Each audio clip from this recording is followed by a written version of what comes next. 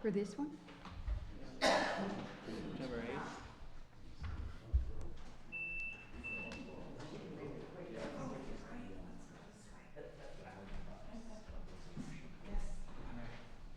There was.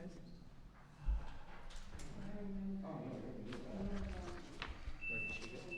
She went to make more agendas.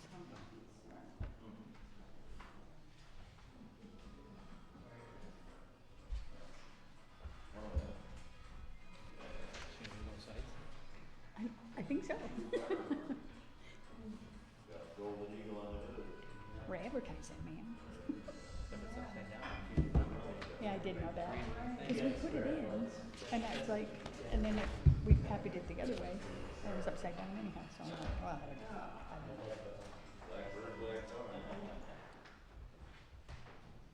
The other one we did 2 copies, so we took the original and then made the other one and then did back to back. There's something going on in this weekend.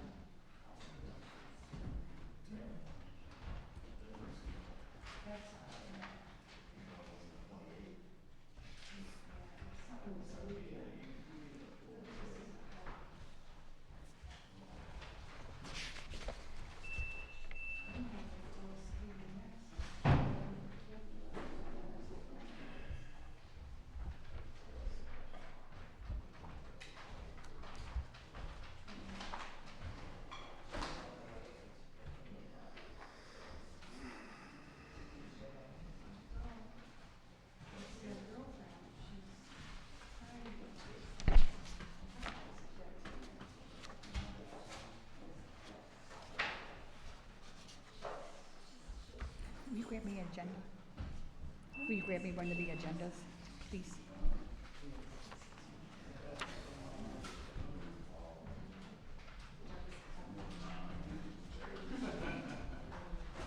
Yeah, that's right. We have closed session minutes?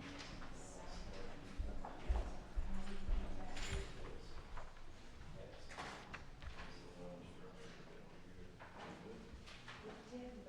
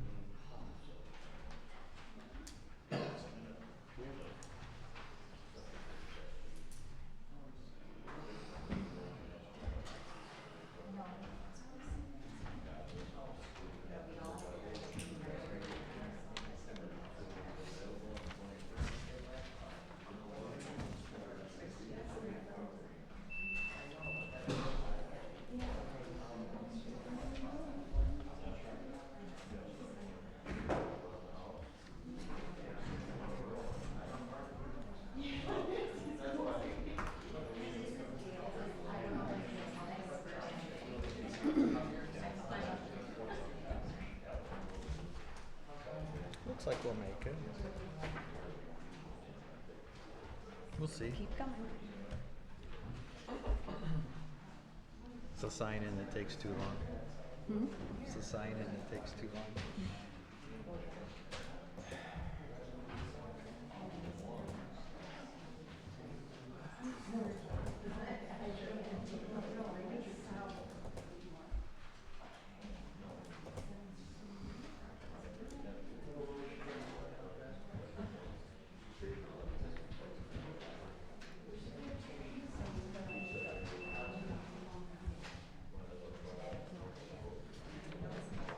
These front seats are available.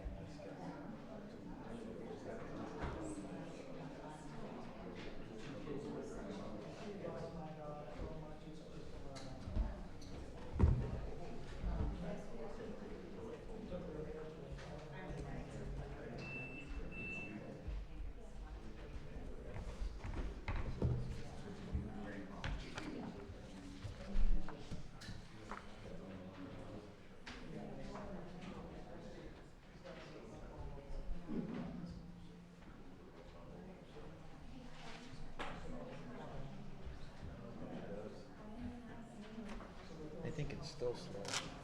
Huh? I think it's still slow. The clock. The one I replaced the battery in. Yep. So 6:28.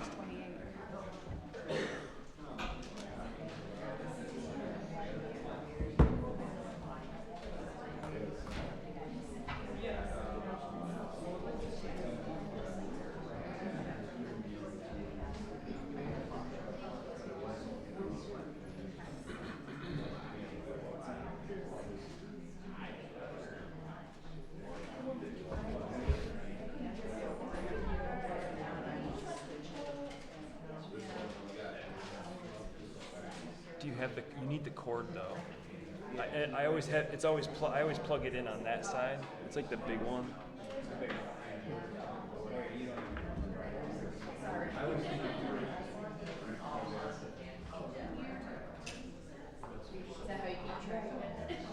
Because usually for my meetings, I'm the one who does it. But don't forget the controller. I don't know which one of you is running the controller for the TV. Got a lot going on. Got a lot going on. You're all quiet. At least you learned at the high school 2 weeks ago. Or is it 3 weeks ago? Epic. That's my best one.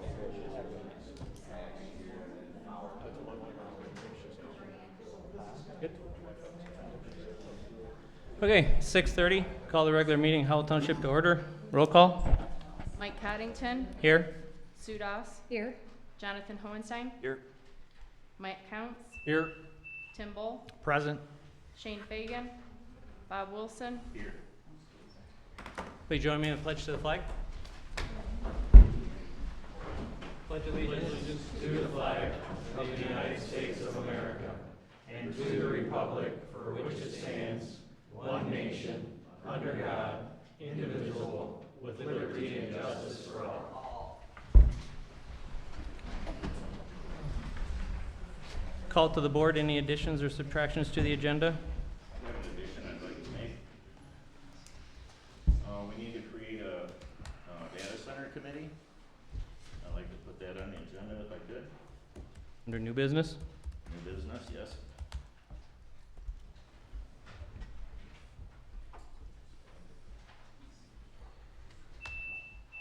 Okay, anything else? Mr. Chair, Yes. if we could, I'd like to add a discussion under, would it be 8? F now? Which one are we at? H? A discussion on a possible moratorium on a data center application / approvals pending review / update of applicable township ordinances. Okay. Anything else? Is there a motion to approve the agenda? Make a motion to approve the agenda. Support. Okay. Motion by Wilson, seconded by Bull. Discussion. All those in favor? Aye. Opposed? Motion carries. Approval of the minutes of the regular board meeting September 8th. Move to accept the minutes from September 8th as presented. support. Motion by Hohenstein, seconded by Doss. All those in favor? Opposed? Motion carries. Closed session meeting September 8th of 2025. I'll make that motion to approve those minutes. Support.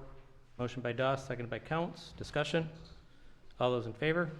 Aye. Opposed? Motion carries. Call to the public for anything not on the agenda.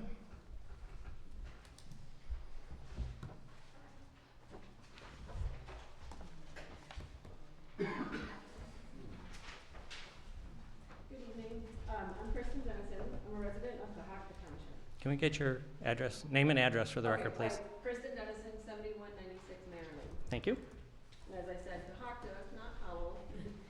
But I'm here because I wanted to express my concern that some, certainly not all, board members may not be giving full and fair consideration to non-Howell Township citizens on the matter of the data center. I received some pushback in the form of nitpicking how close I reside to the township line and the proposed data center when I called to ask some questions of the township. I may not be your constituent, but I am directly impacted by any potential negative environmental, traffic, and economic or financial impacts. In fact, I live closer to the location than many, if not most, Howell Township residents. My concerns are equally valid, and I have as much at stake as anyone in Howell Township. The consequences of a data center will not be confined to the man-made lines on a map. I know this is an unprecedented and monumental issue facing your township, one you neither ask for nor get paid enough to deal with, but nevertheless, you hold the fate of not just Howell Township, but all of Livingston County and beyond in your hands. Water and air pollution, construction traffic, utility rates, even impacts on the aquifer can reach neighboring townships and counties, and even across the state. As such, you have an ethical, if not statutory, obligation to consider how your decisions will have a ripple effect on all of us, and to listen to and consider the voices of all concerned citizens, not just those of Howell Township. So thank you, Mr. Bull, for adding the discussion of a moratorium, because I was going to say, I urge you to implement a moratorium on all rezoning requests to give yourselves ample time to do your homework and draft new ordinances to protect the entire community. I've heard the question raised about what else the land could be developed for, and one thing that's been mentioned by many people is that they don't necessarily want 1,000 single-family homes to be built there, and I also would not want that. So in addition to considering data center-specific ordinances, might I suggest exploring revising the permitted uses of your AR district? In Cohocton, where I live, for example, our AR allows single-family homes on no fewer than 10 acres. This would mean only 100 new homes, not 1,000. And there may be other things that could be adjusted to make the current potential uses be more in line with preserving the rural and agricultural character that the purpose of the zoning was designed for. And lastly, I just want to say thank you for your consideration to this whole data center mess. Though I'm not your constituent, I am your neighbor, and I truly appreciate the efforts of the board to act in the community's interests in Howell and beyond. Thank you especially to the board members who have taken the time to answer my many questions and help improve both my and the community's understanding of this complex issue. Thank you.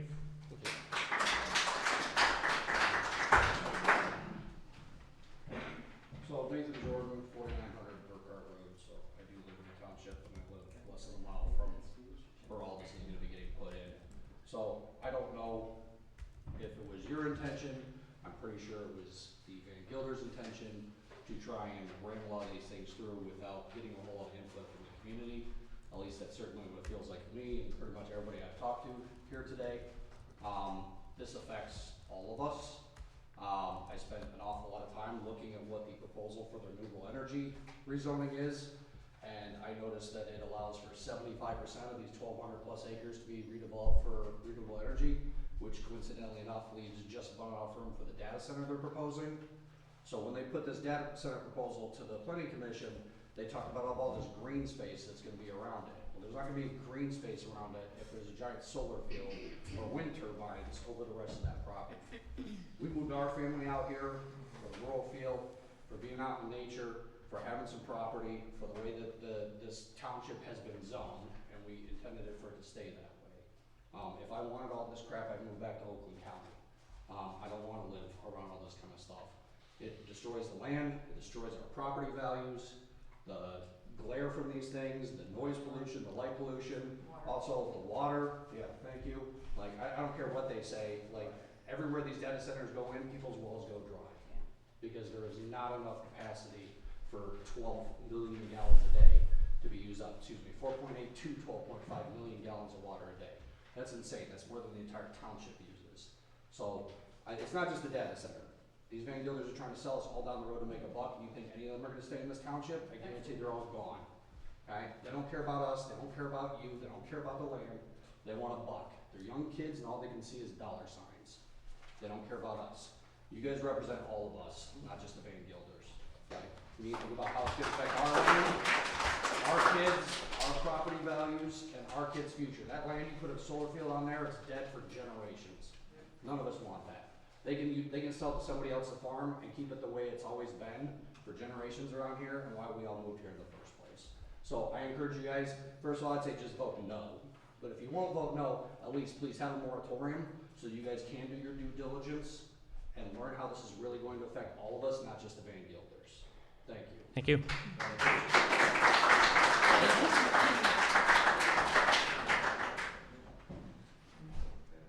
I'm Mary Motto, and I live at Anderson. I'm in the township. I ask you to preserve our land for my children and their children and their children. I've spent 50 years of my life in Howell.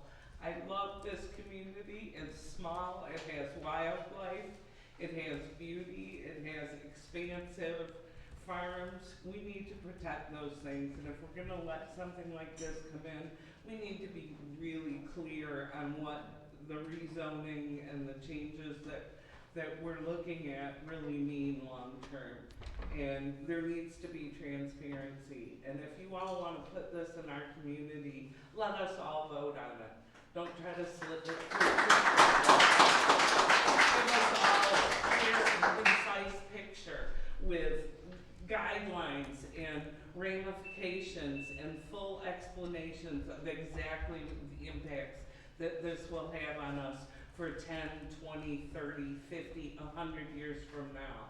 Because we're gonna wipe it out. There's gonna be nothing left. We're gonna be overpaying for our power. We're gonna be out of water. We live in Michigan. We have a great community, a great space.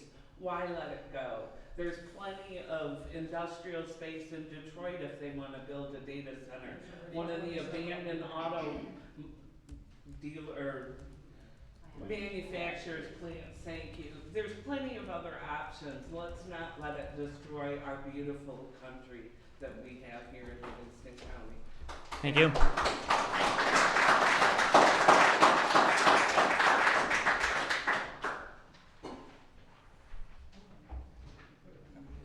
Jennifer Hoffmeyer, 5060 Owasso Road, definitely in the impact zone. I live right next door to Bader's old farm, and it goes right up there, up through the Peckins property. Not once, we have lived there over 50 years, not once, especially not in the last few weeks, has anyone related to this project come over, knocked on the door, tried to have a conversation, explain anything that's going on, talk to us about studies. We have a well. We already had to dig another well 15 years ago. Not interested in digging another one. I don't understand why there can't be some information that is given to the public. I'm sorry if you're bored. No, I got a bad back. I do. Okay. A bad All back right. and neck, and I'm Okay. my head up, so. All right, well, because this is important No, to the I- people who live there. And I live right there, and I know barely anything about it. It's not for lack of trying. Tomorrow, there's an informational meeting, conveniently at the American Legion Hall, where you have to be a member or have a relative who's a member. My dad, who's a veteran, who could go, cannot because he has a doctor's appointment that he already has to drive further to go see because our rural healthcare system is already having a problem. What is gonna happen when he has to drive even further? When he doesn't have any water? Who's gonna help him with that? This is absolutely ridiculous. If you're gonna deviate from the master plan in such a way, then you should put it to the people to vote. Thank you.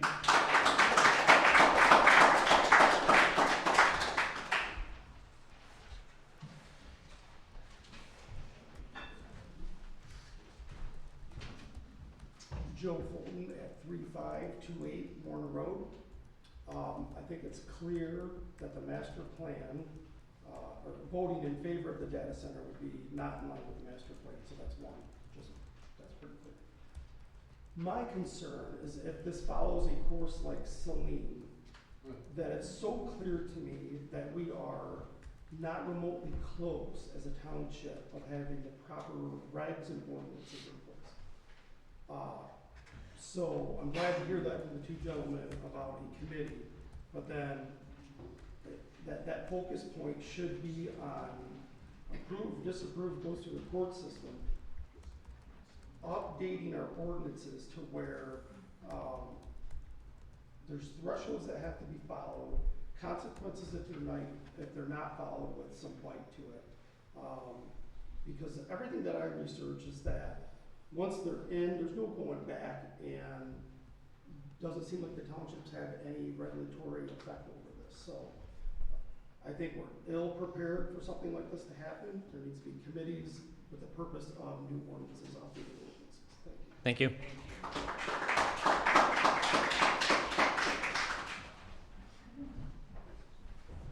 Hi, my name is Lauren Prebenda, address is 930 Gully Road.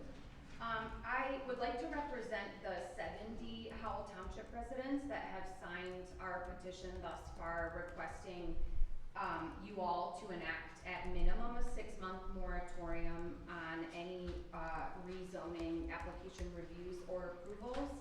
I think regardless of our personal opinions about data centers in general and how it will impact each of us as residents of the area, we need to do this right, and we need to follow the master plan and the future land use. But we also need to make sure that we're protected, all residents are protected, that we have the proper regulations and ordinances in place, so that we can continue to follow that master plan, and continue to protect the health and welfare of the community, the environment, and ensure that no residential properties adjacent to this area in particular, not just for this area, but for any future development, will not be impacted by this kind of development, whether it be a hyperscale data center or industrial or our top priority should be the residents that live here. And so I am urging all of you today to please enact a moratorium, 6-month at minimum, for any rezoning applications, reviews and approvals. Thank you. Thank you.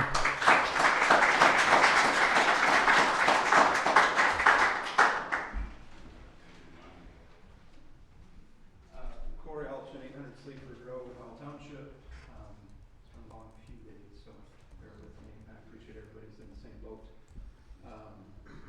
You heard about 70-some people that have signed a petition within the Howell Township, who live in Howell Township already.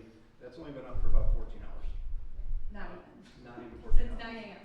So, I think it speaks a lot to what the people are wanting in terms of a moratorium on this.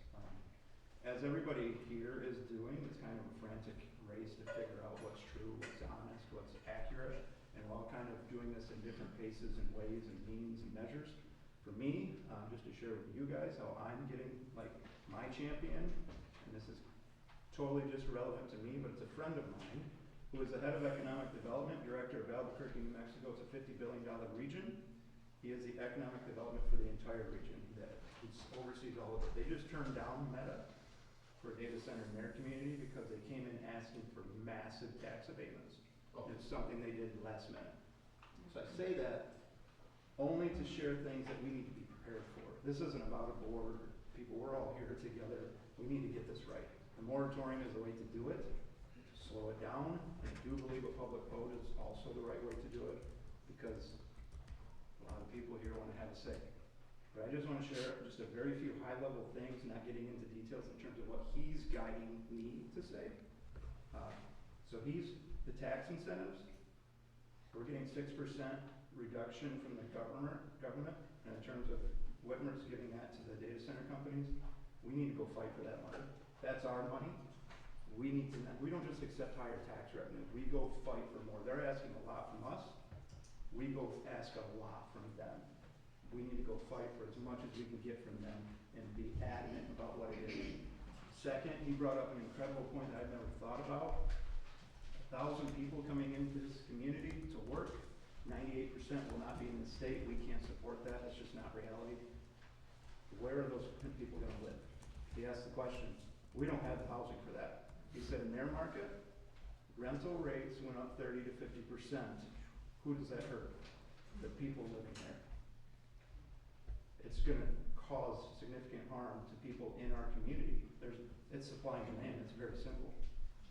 He said what they were seeing is people putting up RV parks in Walmart parking lots, building mini cities, in farm fields, tents. There was no jurisdiction, and it's something we've got to get right, because that is a scary proposition. He also asked about the land use. The reality is we are probably spot zoning this if it comes to fruition. We've got to get that right too.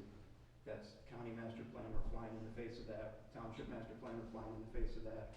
That's something we've got to get right. 1954, the state of Michigan said this is the way spot zoning works if we're right in line with that. We've got to be careful here. Decommissioning, he said we've got to get decommissioning right. If we don't, this entire burden's gonna fall on us. I heard the guys say today from the development team, we're gonna build this for 10 years, but did you notice when they said what happens when they're trying to shrink these buildings because new tech comes? That means they go back to building one and start construction over again. My friend from Albuquerque said construction never ends. This isn't a 15-year construction project. He said what happens next is you have pods of data centers coming. You can't stop it. Construction will never end. And then he brought up another point that I've never thought about. These companies that are private that follow these data centers, they come and build microgrids of energy to follow up and support these data centers along the way. I don't even know what a microgrid is, but we got something we got to figure out, because these are going to be more construction people coming into our city to just continue this mess. That's a lot of stuff that we're not talking about that we got to get right. So I leave it at that. He emphasized a community benefit agreement. We really need to get that in place. We have to have this documented as something that we need to make sure we are doing to protect the citizens, protect the community. I don't think there's anything else. There's one more piece to this. He said we also need to get right, and there's a lot of discussion on how much water. We do not allow them to just use our capacity. If they're gonna come in here and demand capacity, we force them to upgrade our entire system to 18 million gallons of output. That way we can continue welcoming new development. Because if we get our output up to 10 million gallons, another data center comes in, or they need more output for water, development across all of MHOG, which is huge, is probably gonna slow down. Other companies are gonna look at that and say, well, they don't have the capacity we need. So he told me, force them to get to want to be here. Don't just let them walk in. So those are my points, not coming from me, but advice from somebody that oversees $50 billion of economic development. Thank you.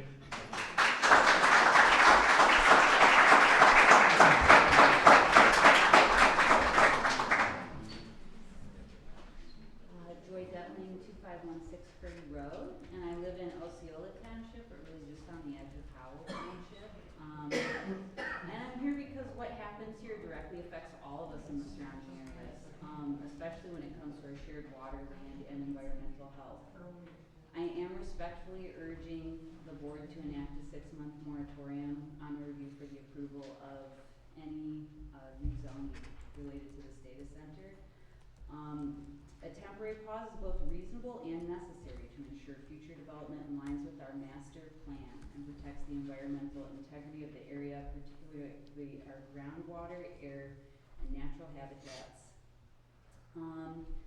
One thing that to keep in mind is that there are lots of examples of data centers that are already in place that did not go as planned or that did damage their communities. I'm just going to list a few examples because I think that these really should be researched thoroughly when thinking about the rezoning and how to specify things. In the Dailies, Oregon, that's a Google data center. There's been significant municipal water consumption associated with the center for cooling, prompting years of public concern and legal disputes over water transparency. In Mesa, Arizona, where there's a Meta campus, there's been ongoing expansion amid regional drought and water supply stress, with local leaders and residents raising questions about millions of gallons used for cooling already in the area. And let's not forget that right now we're in one of the worst droughts Michigan has had in decades.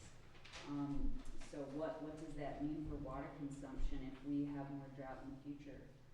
In Loudoun County, Virginia, the community reports of persistent noise from the cooling equipment and concerns about cumulative air impacts from diesel backup generators concentrated near neighborhoods.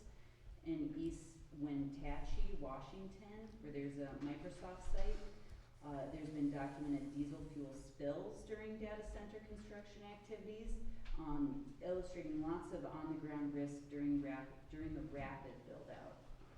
Also in Zeewolde, Netherlands, there's been a large project that was canceled after sustained public pushback over land, energy, local benefits, trade-offs, highlighting the value of pausing the policy to get it right. These cases show why a time-limited moratorium here is prudent to evaluate water use, backup power emissions, noise, habitat impacts, emergency response capacity, and our infrastructure needs, and also to adopt clear protections before approvals proceed. I also feel that I represent a type of person that we have quite a few of here. I consider myself a homesteader, and I started an online community a few years ago that's grown to over 1,700 people here called Livingston County Homesteaders Unite. And I know that I'm here and that many of us are here because we value our clean land, our clean air, our clean water, and that is what brings a lot of us here, and that's why a lot of us stay. So please consider that in the master plan when you consider this moratorium. Thank you. Thank you.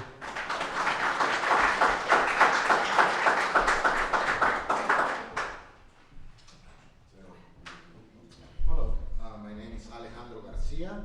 I live in 2756 Silver Lane, which is located about half a mile east from the airport. I guess that all my neighbors have already talked more than enough about everything that we're against, right? From the water consumption to the electricity to the property value or depreciation that could come from the creation of this data center, to the pollution, and the list goes on and on and on. I have spent the last 3 decades living in Howell. I wasn't born here, but this place is what I call home. And I don't know you guys, but I really love it. From that country setting, from living and raising your kids on a safe environment compared to many other places, right? One of the things that I noticed as part of the information packet was the good things about the creation of these data centers. And some of it was the revenue that we, as town, could obtain, right? In form of tax and job creation. Which, sorry, but I can't help but think about the amount of people that could be employed on a place like that. Once again, maybe I'm speaking from my ignorance, but also from doing research day after day. And trying to put it in perspective, if we count all the auto washes that we have in town, or all the fast food restaurants, they probably employ more people, all combined, compared to what the data center will provide. The specialty jobs, how many will there be? The construction. I don't think it will be any different than building a mall, a hospital. So my question to you is just to think about this a little longer, give us the opportunity to do some more research on all the pros, all the good things and bad things about these data centers. If this is really, as it's written down on some pamphlets, if this is really one of the biggest projects, then it's gonna be part of your legacy. Just think about it on a personal basis. If that's gonna be your legacy, then please listen to all of us. Because if that data center ends up being a reality, then you could be looking at all, I wanna say the majority of the neighbors that kept saying, please, don't allow it. Thank you. Thank you.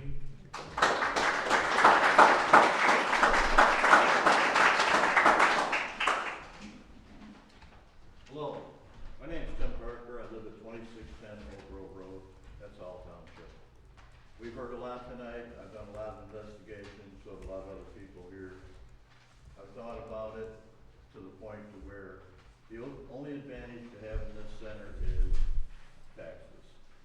And I don't think any of the homeowners, property owners, are gonna get a reduction in their taxes.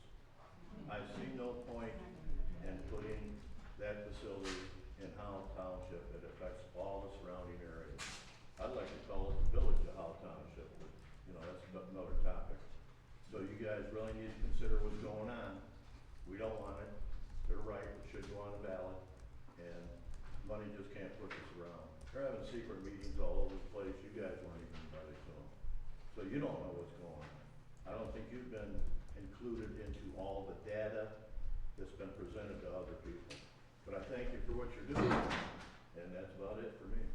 Thank you.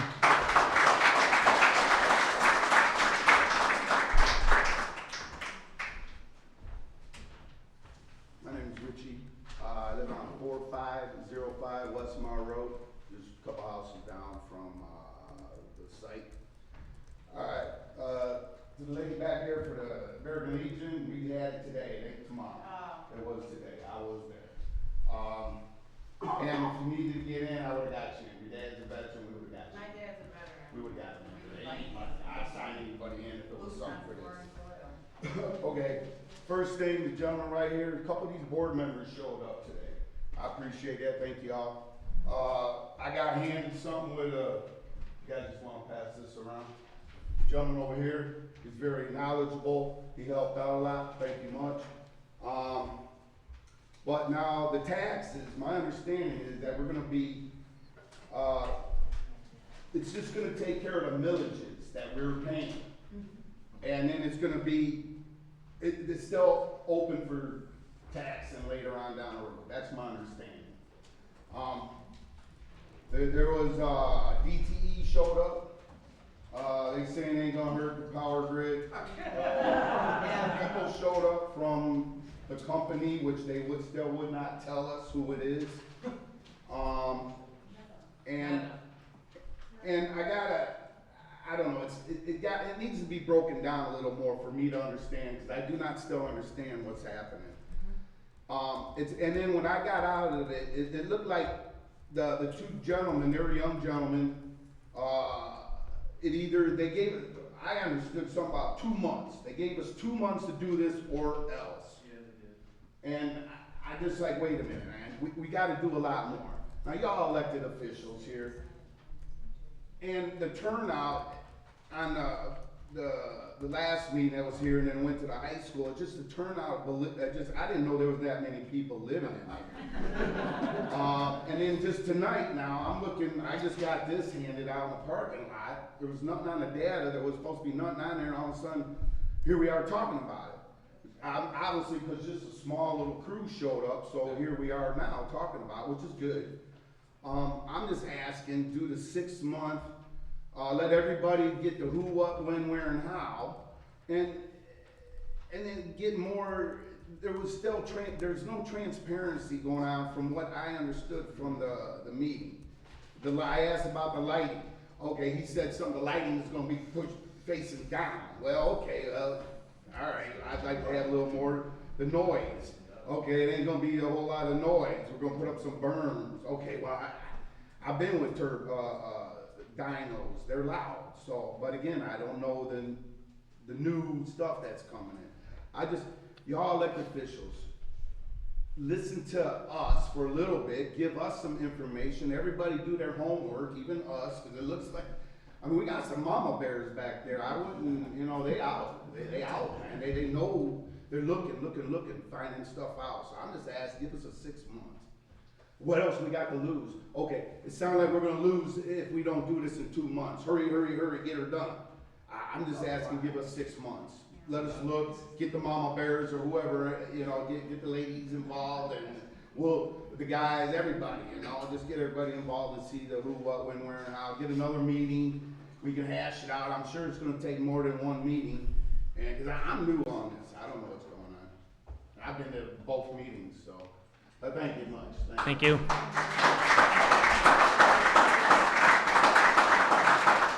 Paperwork, I need that back.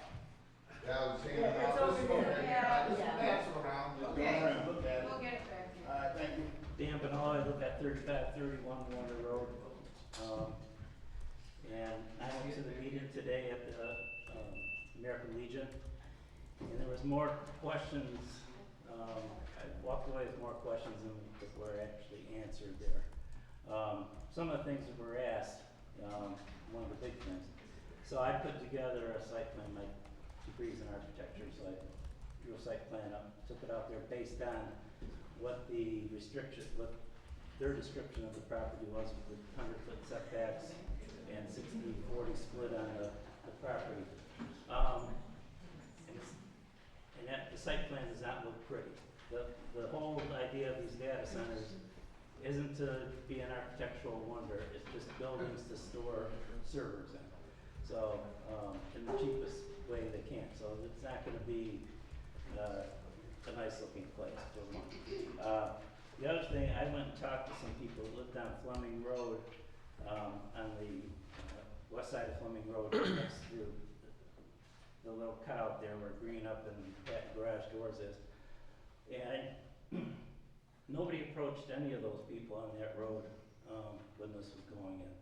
Nobody knocked down their doors and mentioned it to them. They're just as clueless as everybody here, and they back right up to that property. I don't think that's right. And I understand that a couple people here knew about this way before anybody else did and kept quiet about it, which isn't cool. And then you all sign NDAs to keep it from letting us know what's going on. So if it's a big secret, that's got to tell us something. You know, all these people are keeping stuff from us by signing NDAs. So another thing that was brought up at the meeting, it was mentioned that, you know, they're in for like the lifespan of 25 to 30 years. So I asked them, I said, well, what happens after that time? You're gonna decommission these buildings? You're gonna just walk away from them like the car plants and leave them to the Howell Township to deal with? Who's gonna tear them down? And so their comment was, well, we're in here for the long term, we're gonna be good neighbors and we're gonna stay, but I said, that's fine, you can talk all you want. Where's it in writing? Once these buildings are past their life expectancy, what are you gonna do with them? And they didn't have an answer. So if you wanna be stuck with, you know, 10 buildings that are millions of square feet and have them deal with it, just to give you a perspective, this is 1,100 acres. The Ford Wixom plant was on 320 acres. Zug Island is 320 acres. So put that in perspective. We're gonna have 3 Ford Wixom plants sitting over there. You could drive, these buildings are gonna be 50 feet high. With a 100-foot setback on Grand River Road, you're gonna be driving through basically a 50-foot high canyon if this goes in. And the same thing that if you're going down like Fleming Road on the left side, you'll have a 50-foot high building on one side, all the way down the whole length. These buildings are gonna be like 5,000 feet long, so almost a mile long. So that's another thing.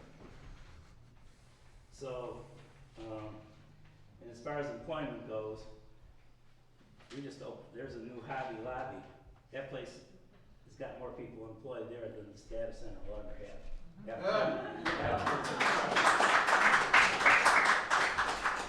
So, and another thing is, once you put a data center in, it attracts other tech companies to come in, and they'll go on and put their data centers in. So if Meta goes in now, who's to say Amazon, Microsoft, anybody else that has data centers want to come in here?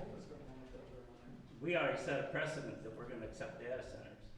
And if they want to come in and we say no, they got stables full of attorneys that'll come in and say, no, you guys opened up, you can't play favorites. I'm not a lawyer, but I'm pretty sure that they'd have a good case if we came in and were playing favorites. When I brought that up at the meeting at the American Legion, they said, well, yeah, but there's restrictions on the electricity and water, and we'll be using all the electricity and water, so they won't be able to come in. I mean, that was kind of basically their answer. So, but we can't afford to pay an attorney for the township when they got billions of dollars and stables full of attorneys that'll fight us. So just keep that in mind. I also asked Brian Van Gilder, because all the Van Gilder's houses are on that property, and their barn, their whole business. And I said, well, what are you gonna do? This is all your family lives on, and all the houses on that property. Well, they're gonna move. I said, are you gonna move within a mile of the data center? Well, we haven't talked about that, we're not to that point yet. It's like, yeah, I'm sure they will. They can buy the 8 houses on Fleming Road that are moving there. Right. So, let them have that little cutout that they have and buy all those people out. So, and then I heard, well, you know, if we get this thing, it's gonna bring all this money in the township, and we'll get all the roads will be paved in the whole township. We don't want paved roads. We moved out to the country. We want I live on Warner Road. The speed limit on all the roads is 55 miles an hour. If we pave our roads, you'd be damn sure that people are going to be driving 55, 60 miles an hour down my now gravel road. It'll be a paved road then. I don't want that. I don't think anybody here wants that. So paved roads, that's not a selling point. No. So, and then we already talked about the noise and the light pollution.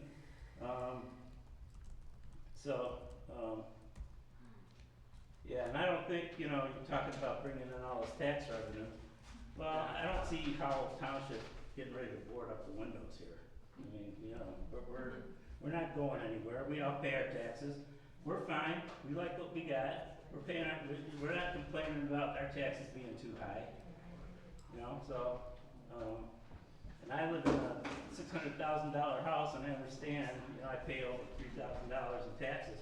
And I understand like 30% goes to the school, and they're gonna take care of that millage. Well, 30%, you know, I don't mind paying my $1,200 a year to keep what we got. We don't need this. Thank you.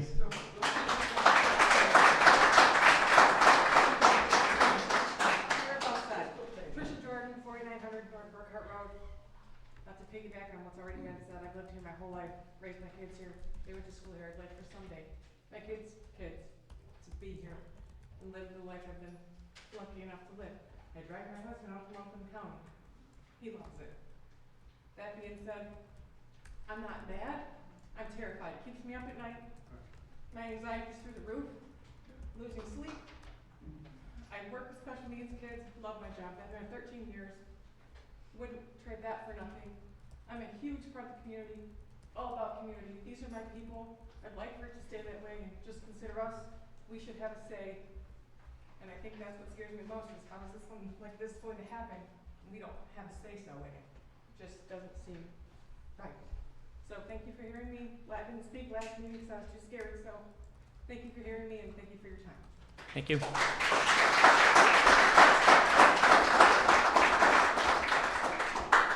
Tim Parker again, 2610 Oak Grove Road. I am gonna ask a question. You guys can shake your head yes, I hope. Can we have a special election on this in the next 45, 60 days to determine how many of the voters the taxpayers really want it? That would give everybody time enough to investigate and make sure good or bad decisions. She's shaking her head no. No special elections? It has to be more than that. More time than that to put an election together. Moratorium, 6 months. At the end of 6 months. Why would we need a moratorium? To the plan. Hello, last meeting, I was told I had to ask you the questions. Yeah. Okay? Yeah, Right there. And I did. I'm asking them now. I'm getting the same answers I got last time. Yeah. What?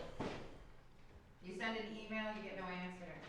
You call, you get no answer. Like she said, it's gonna take more time for a special election than, because it would have to align with the regular election schedule. Well, I'm gonna make a recommendation that we have a special election. I second it. Thank you. Thank you. Thank you.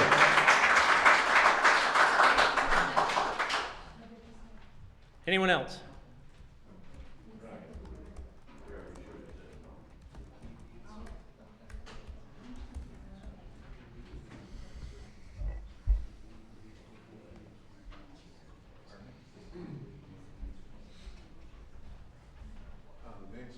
Staple, I live 5353 Warner, directly across the street. I can see those two properties that the Van Gilders had to buy back to make the lot complete. I've had the privilege of working for Henry Ford, or his company. And I was in the design center, designing the cars. I also worked for GM in the factory, where we built cars. And there's quite a bit of difference between designing and actually manufacturing. And I'm looking at this and I'm thinking, what we have here is not really R&D. It should not be zoned that way. It should be zoned as a manufacturing, because this is their output. This is what they're producing. They're not researching anything.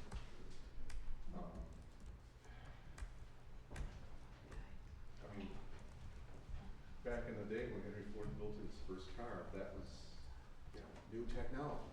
But there still is a difference between designing and manufacturing, and using up millions of gallons of water and lots of electricity. That says to me that this is at least a medium industrial complex. It's not a light industrial, mom and pop shops or something. It's not foundry, heavy industrial. But I'm really concerned about how you're classifying this as R&D, because I don't see it that way. And I was looking at that picture, that the nice pretty illustration of the lot, a few buildings. It doesn't really tell you a whole lot. I was trying to envision where on the map that was. Yeah. It doesn't fit. It's more of a concept, so, but there are a few things you can take from that, and I'm looking at it, and proportionately, the parking lots are smaller than the buildings, so it's not like when I was working at Ford, where we had a sea of cars in a lot, and we just didn't. Workers inside. Whereas at the factory, it's like this huge complex, and but the parking lot was not necessarily as big as a design center type of thing. Anyways, so I'm looking at the size of this picture too, and it looks like this is not 1,000 acres that they're showing me here. This is much, much less, and I'm thinking what they're going to do is they're going to do this and then copy and paste and copy and paste and copy and paste 10, 20, 30, 50 times or more from what you see in that diagram there. That's how they get these vast numbers of electricity usage, water usage, and from what I understand about economics and supply and demand, our prices are only going to go up for electricity and water. Now, I understand they're going to take water from Powell, they're going to take water from Fowlerville, but my understanding is that they will get the water rights, and they will be taking water from our water table. And I don't see anything in the proposal that says there's restrictions on their water rights or usage, even though they say, well, we're not going to do that. So, I don't know if that can be built into any language.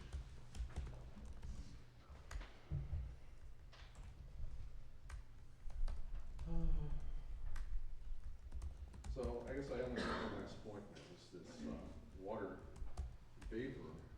I mean, they're using up this water, and some of it is waste and goes out to the lakes.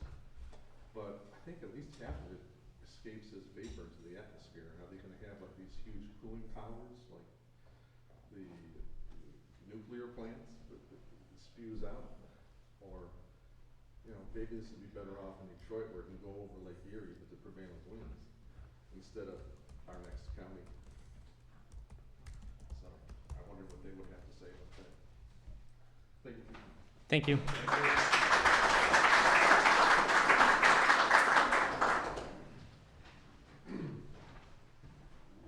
Hello, my name's Andrew Pavlik. I live at 840 Lucy Road, probably way further than many of these people. I don't live in this glorious township.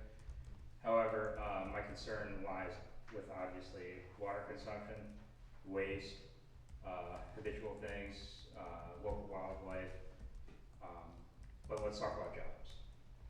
I'm a huge tech geek.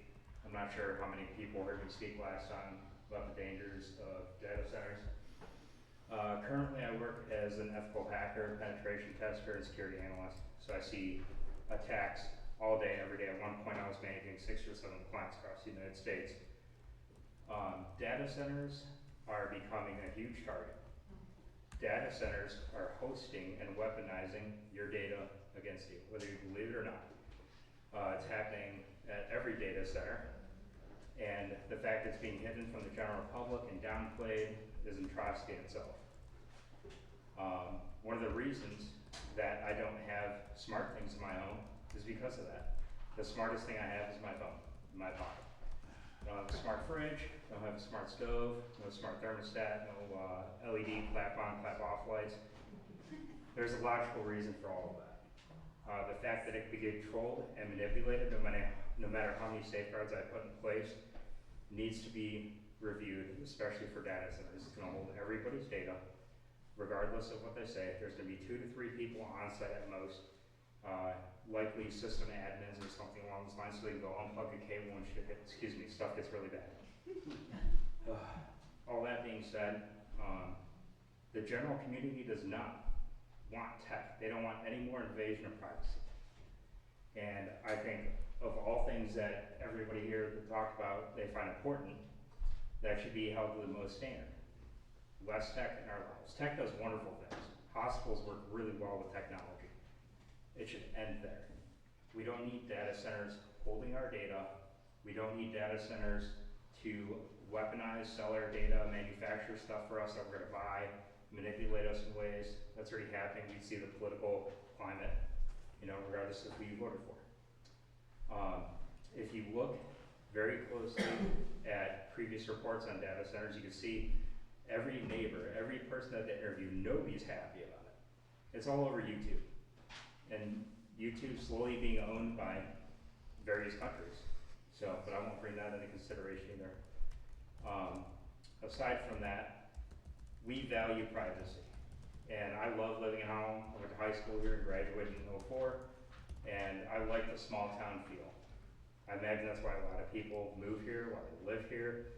And to be frank, I think they want it to stay that way, and I think that should be totally accepted by the board, and we should push for further review down the road in about 6 months. Thank you. Thank you.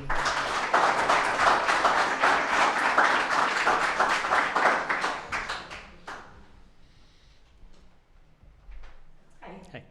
Gail Hay, address is 3240 Warner Road. I'm one of 4 people on Warner Road. 2 family members, we have 4 houses. Mine starts at 3240, my son's at 5761, right across the street from Van Gelder's place. So I'm here to ask for the 6-month moratorium. It's not an unreasonable request, it's a responsible one. I actually went down to New Albany. What I witnessed was horrific. It has decimated a town. It won't be the same. It doesn't stop at one data center. It goes on, it goes on, it goes on. There's multiple data centers. I sat in a little bar and talked to some construction workers that were working on it. They're not from the area. They came in from Texas. They came from Louisiana.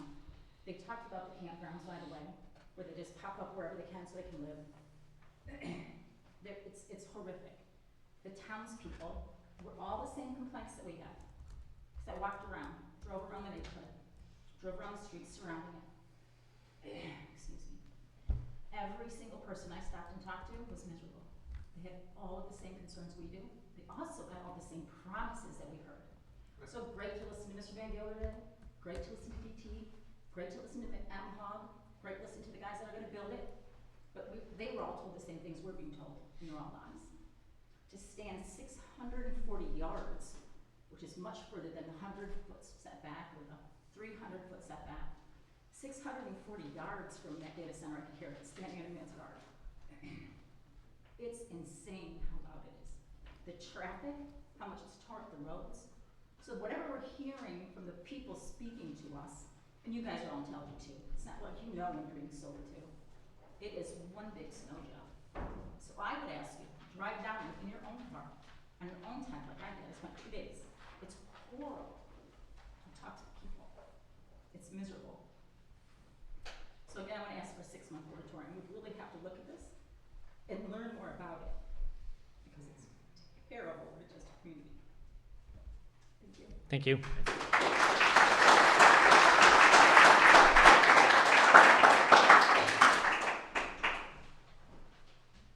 Anyone else? Okay.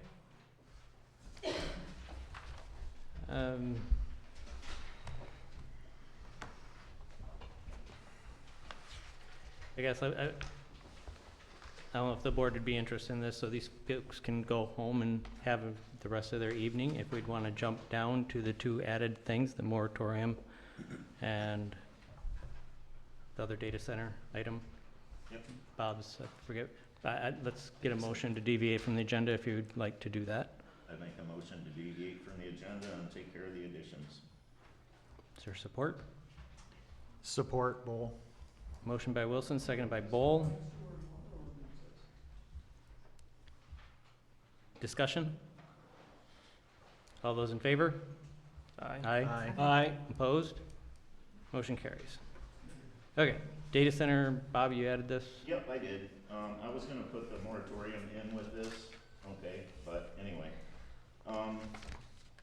We need to add a committee, just like we have Shiawassee River Committee, Parks and Rec Committee.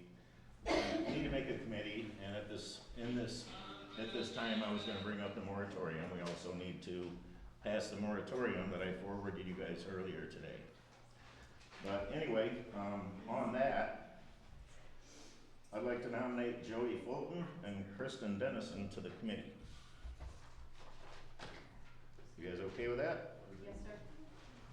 And any other volunteers, or whatever you decide. Let's see if the board's interested in having a committee, and then we'll see who's gonna be on the committee. That's fine. But I was gonna roll all this in together. I know Tim brought it up, but I was gonna roll it in with this, but, because it was still a data center, but anyway, then Okay. we'll move on to Tim's. Well, let's take care of this. That's Yep. an agenda item. So any interest in a committee or how that would be structured? I guess the big question is, what is the point of the committee? What is the point of the committee? Because somebody needs to take the time and do a bunch of research. And I think these 2 ladies have done a phenomenal job of doing a lot of research, and Jody and Kristen really impressed me. They do.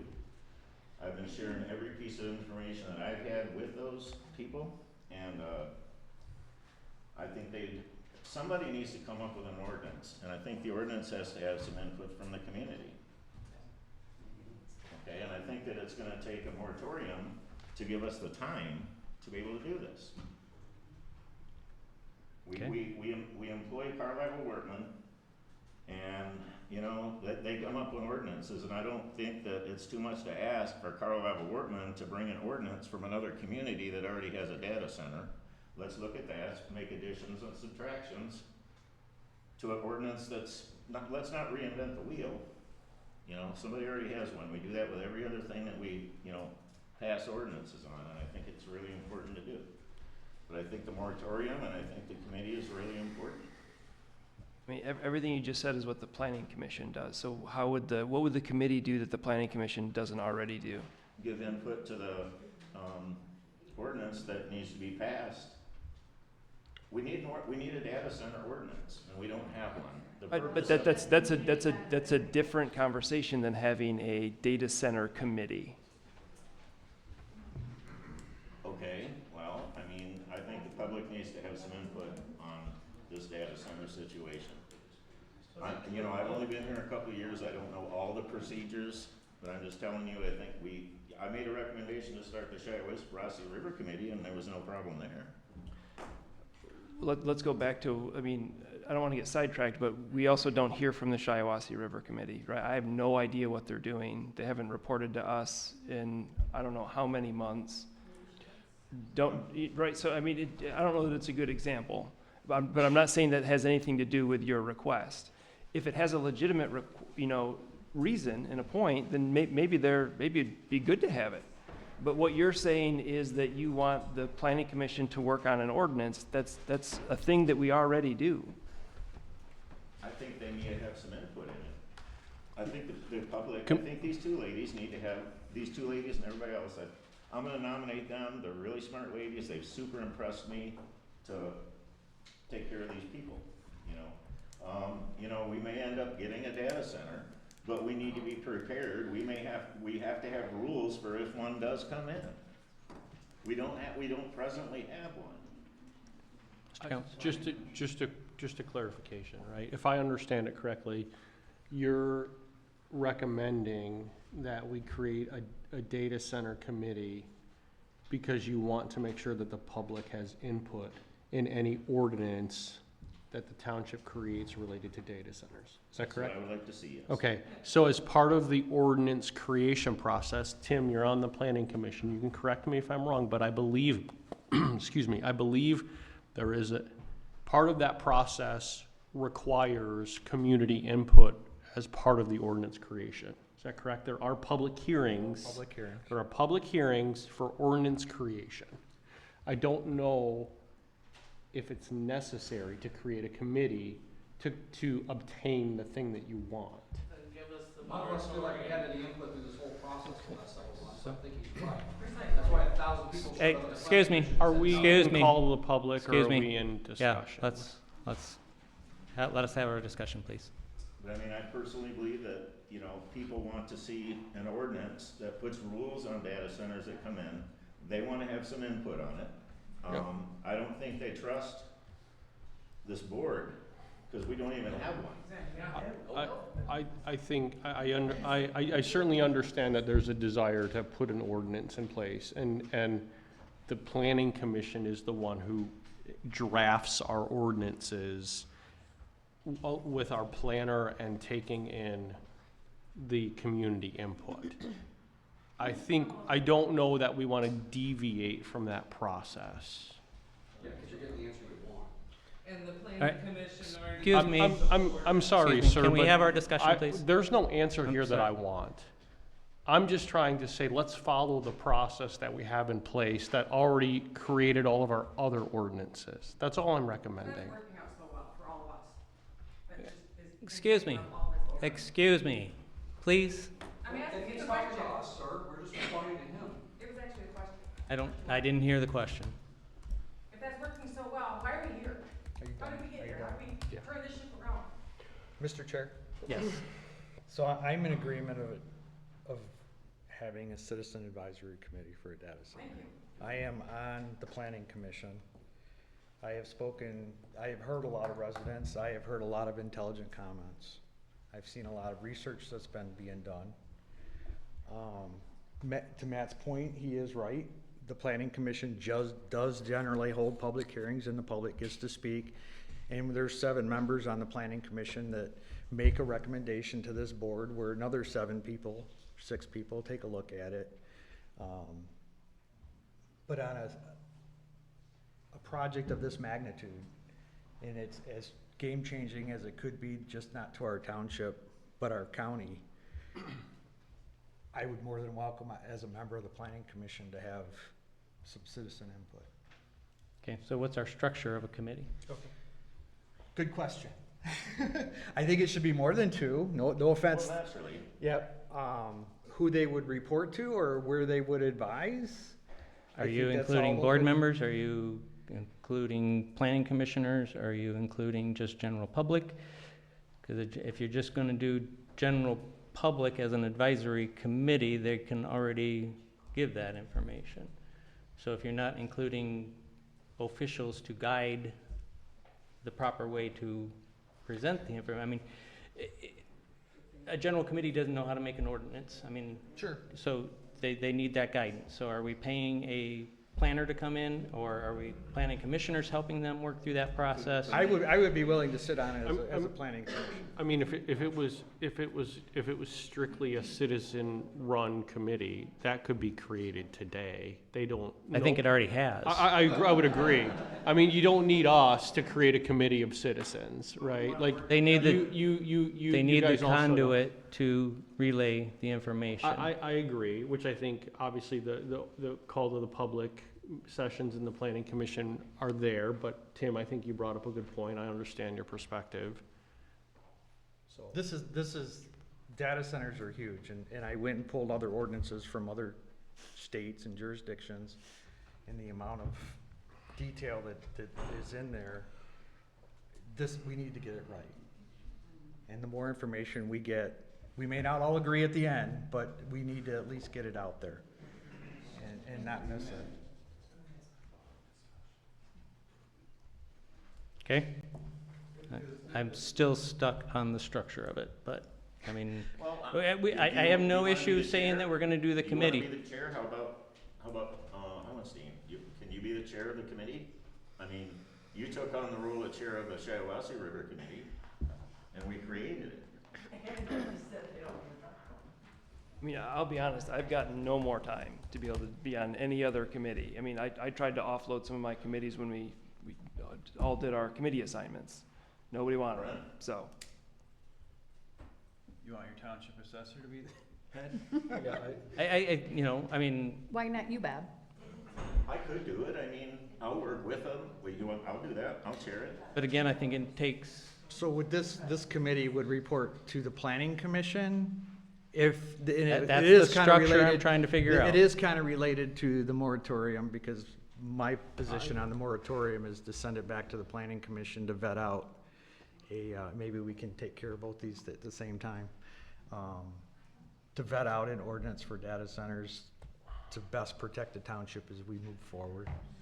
I think the Citizen Advisory Committee would have some valuable information to input into that. So let's take the structure as advisory committee works. Anybody could be a member of it. I mean, I think it already exists and we can have other people, and they become an agenda item within the planning commission or they appoint one representative to participate. So, I mean, so your Where am I goal getting is that when this comes up at the planning commission, they have an opportunity to speak as part of the discussion, as opposed to we listen and then we discuss. That's the goal? That's the goal. Like, they need to have, they're so bound to, you got these people that wanna talk right now and they want answers and they're like, shit, But, just the structure of meetings, and I know there's rules and regulations and everything else like that, but these people wanna be part of working with Carlisle Wortman or whatever. If Carlisle Wortman sends something over, send a group of people, the copy of it. Let them, go through and, we don't want that, put their ideas on it, and then come back to the, planning commission if need be. They just need their input. These people need to have some kind of input, because there was so many mad people at the last planning commission meeting because they went there for answers and they didn't even realize that you couldn't answer them. And it's the most irritating thing in the world to go to a meeting and you have a million questions and have to leave with nothing. Thank you, So what's our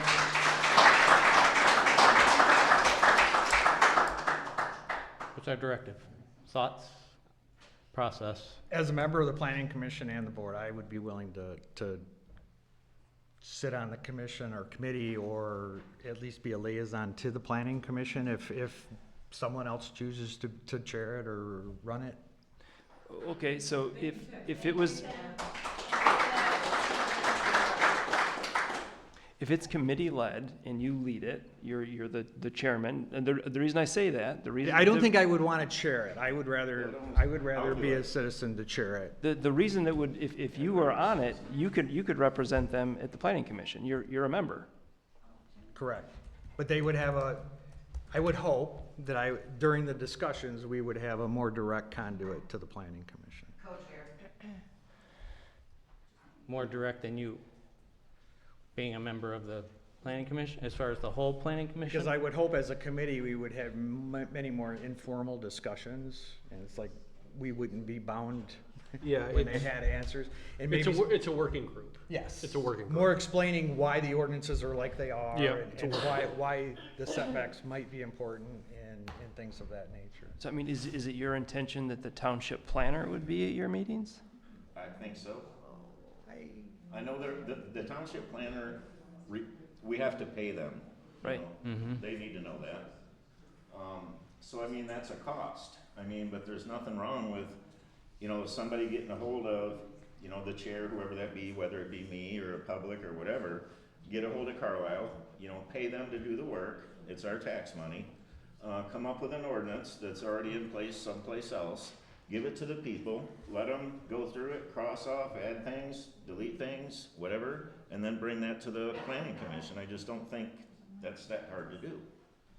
You know, I know it's gonna be a bill for the township to hire Carlisle workmen, but I think it needs to be done.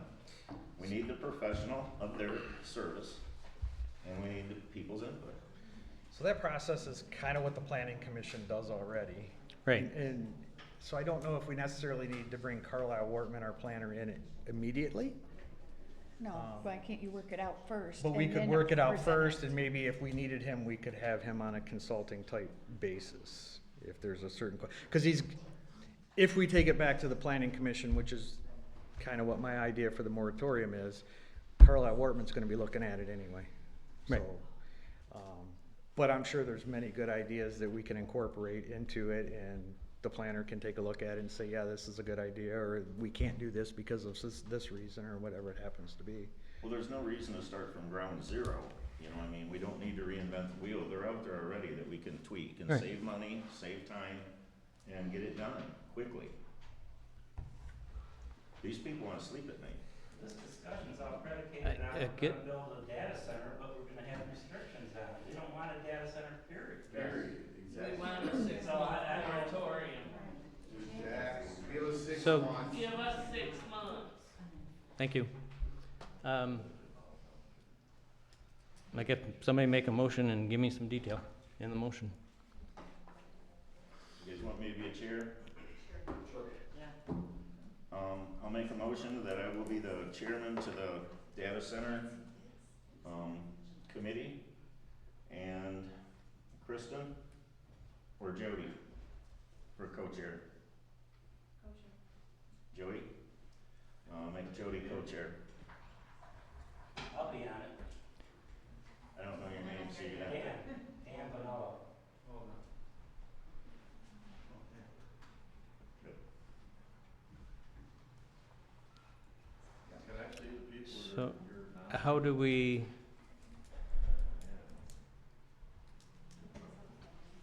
so you're making the motion for the data center committee with you as the chair, Jody as the co-chair. Are you involved, Tim? I mean. I'm you're ma- willing to be involved. Okay, are you gonna add that to the I mean, That's fine. okay.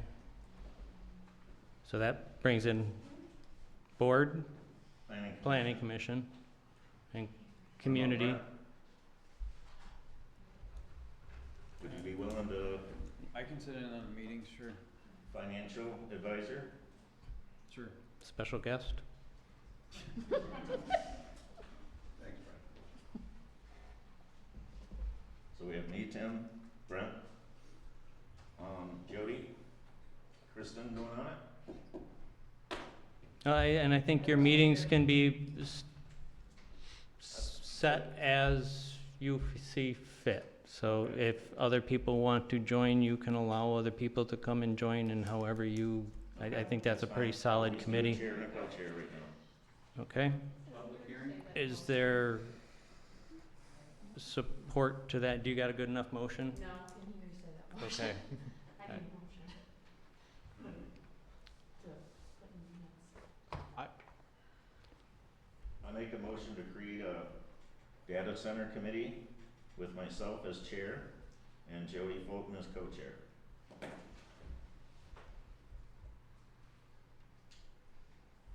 Is that enough? Oh, I'm sorry, Tim. I can't see him. Okay? You good with that? There's support? Support.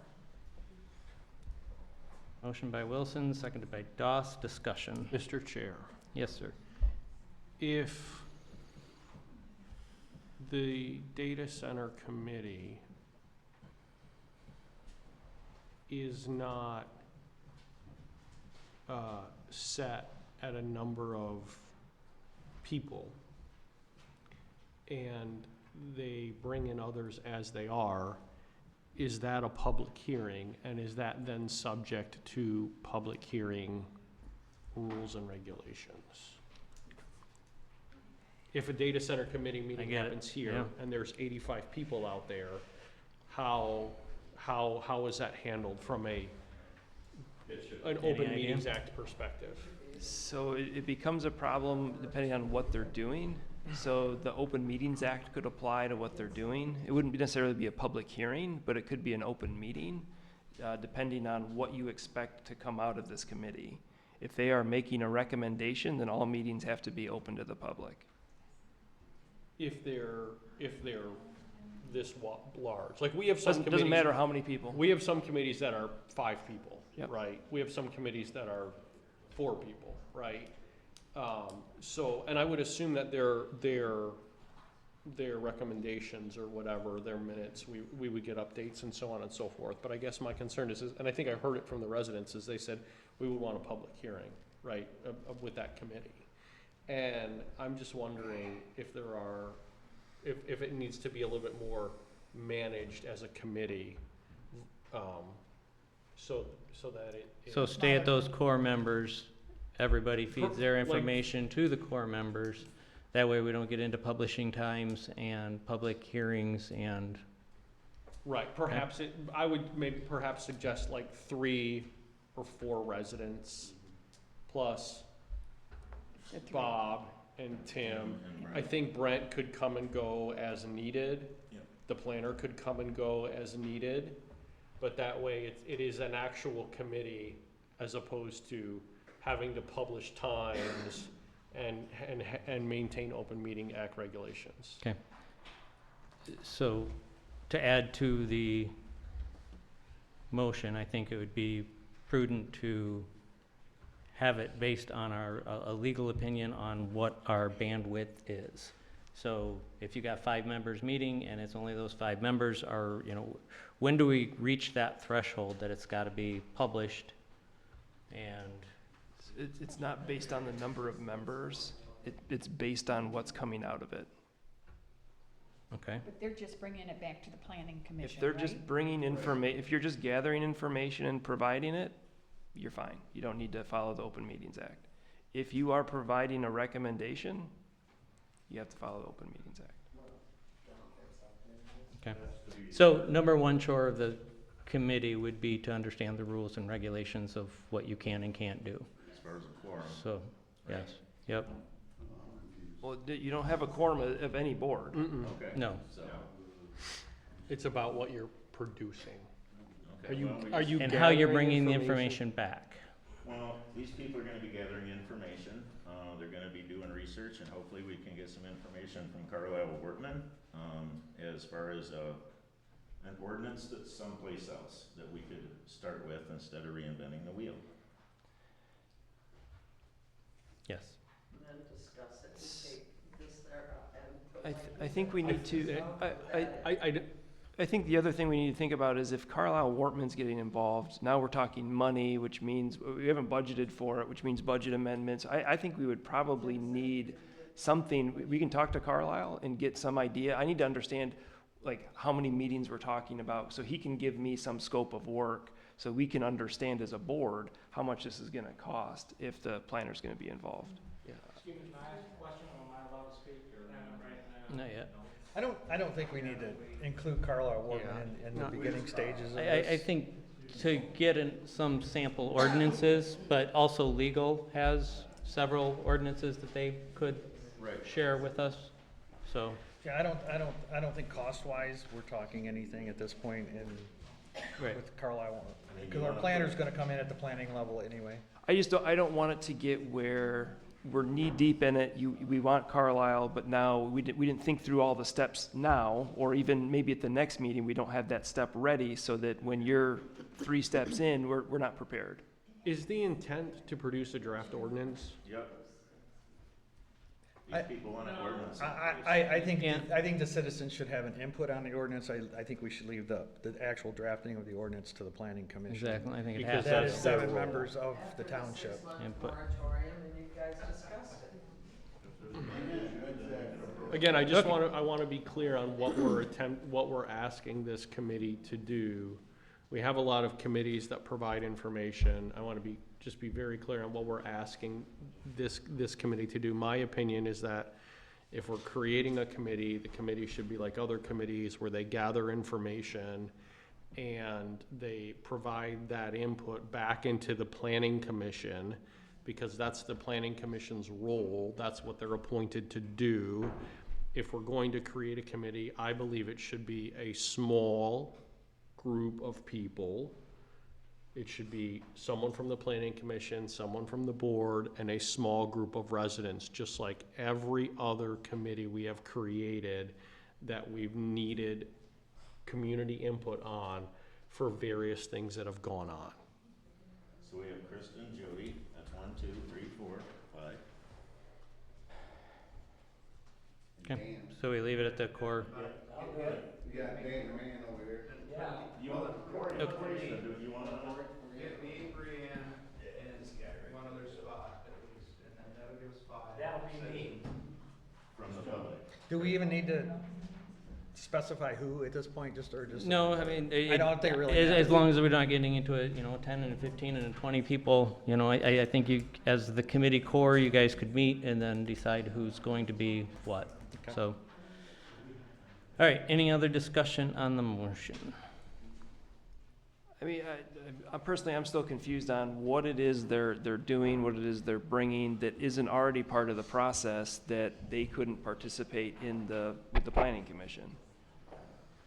I don't feel like we've gained anything. I would like to look at it as a point of, sometimes with the call of the public, you can pick a representative to speak for 15 people.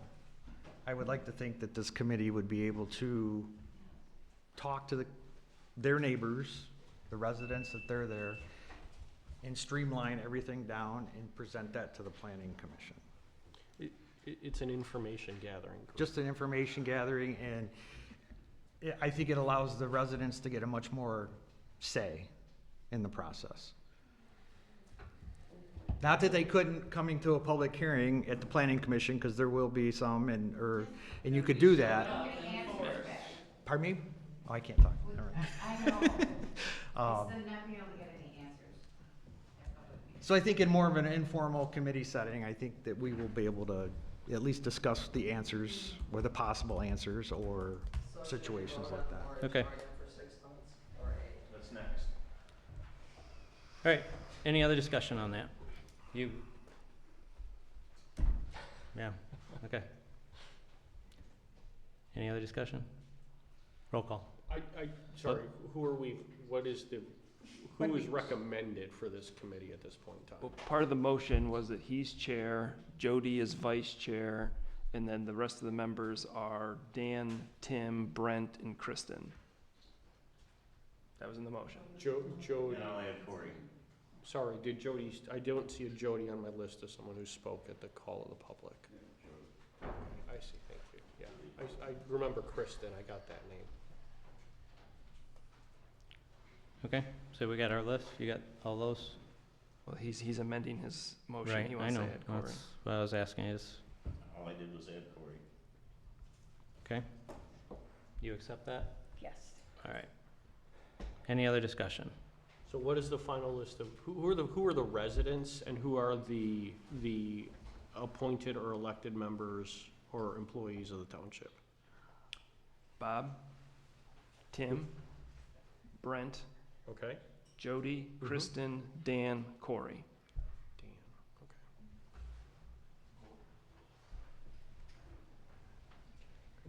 Good? Roll call. Paddington, Yes. Wilson, Yes. Doss, Yes. Hohenstein, No. Counts, Yes. Bull, Yes. Motion carries. Okay, on to moratorium ordinance. So I bring this up as a point of discussion because at our planning commission meeting, we were researching the R&T zoning and the text amendment that was put in. And I started pulling ordinances from different jurisdictions on data centers. And I found a lot of things that weren't addressed in our RT ordinance that are specific to a data center. At this point, I don't know if a data center belongs in our R&T ordinance, an industrial ordinance. Either one of them, or it maybe needs its own ordinance altogether. But at the very minimum, I believe it should be a special use in an existing ordinance that we already have, with specific guidelines and guardrails to protect the township for a data center. Mostly, the procedure has been to refer that back to the planning commission, who hashes it all out and makes a recommendation to this board. I don't know how long that will take. So my thought would be a moratorium until that process is at least completed.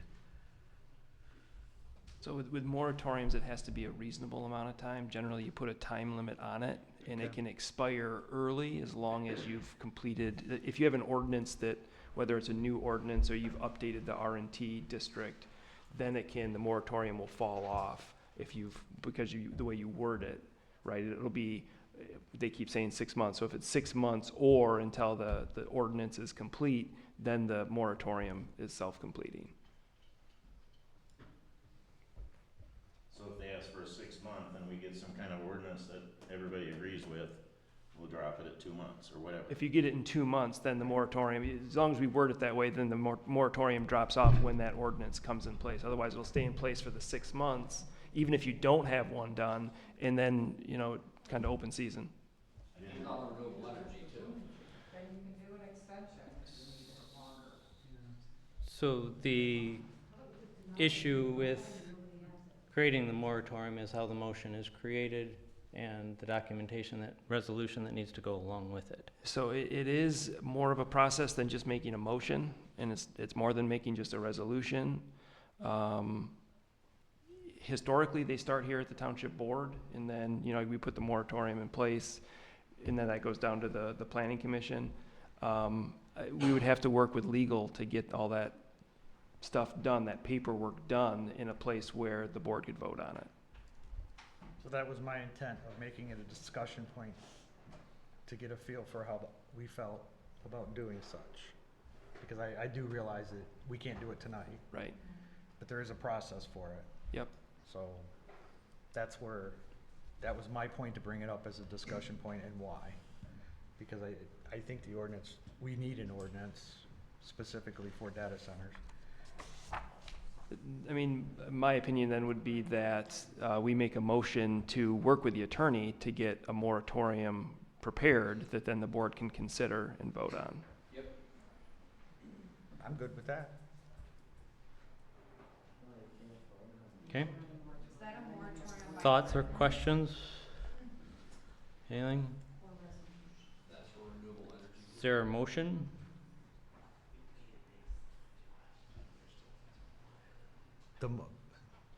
I would make a motion to recommend a moratorium, we can't even do a moratorium yet. I would make a motion to recommend working with our legal department to research a moratorium pending a data center ordinance. Okay, is there support? I'll support that. Motion by Bowles, second by Hohenstein. Discussion? Just a question on them. What does the data center committee do in between at this point in time? We can't put a moratorium in place, at least right now. We need to work with legal to do that. What is this data center committee doing I think what I heard is we want people from the data center committee to help us understand what an ordinance would look like. What are they doing until we decide on this moratorium? No reason they couldn't start. I mean, if we can, we're contacting legal on this. There's no reason we couldn't get their sample ordinances from them, reach out to the planners, get sample, and then we can pass them on to them, just so there's some understanding of what the ordinances look like that are out there. And I agree. so. Okay, thank you. Right. I mean, I think these people could, there's some very intelligent people up here, and I believe they could pick through some of these ordinances and fine-tune them to what they would feel is acceptable. Okay. So I think we need to contact whoever we need to come up with a sample to give everybody. Okay, any other discussion regarding the moratorium? No, Okay, is there, I guess we'll do a roll call. So the vote is to work with legal and to prepare a moratorium. Correct. Thank you. Do when? Bull, Yes. Hohenstein, Yes. Coddington, Yes. Wilson, Yes. Counts, Yes. Doss. Yes. Okay, motion passes. So hopefully we'll have that back next month to review all that. Okay, is there a motion to deviate back to the regular agenda? So moved. Support. Okay, combined sewer and water ordinance. You'll remember from a previous meeting that we had discussed our combined sewer and water ordinance. The board had some concerns, which are addressed in the letter from our attorney, about the two concerns that were raised.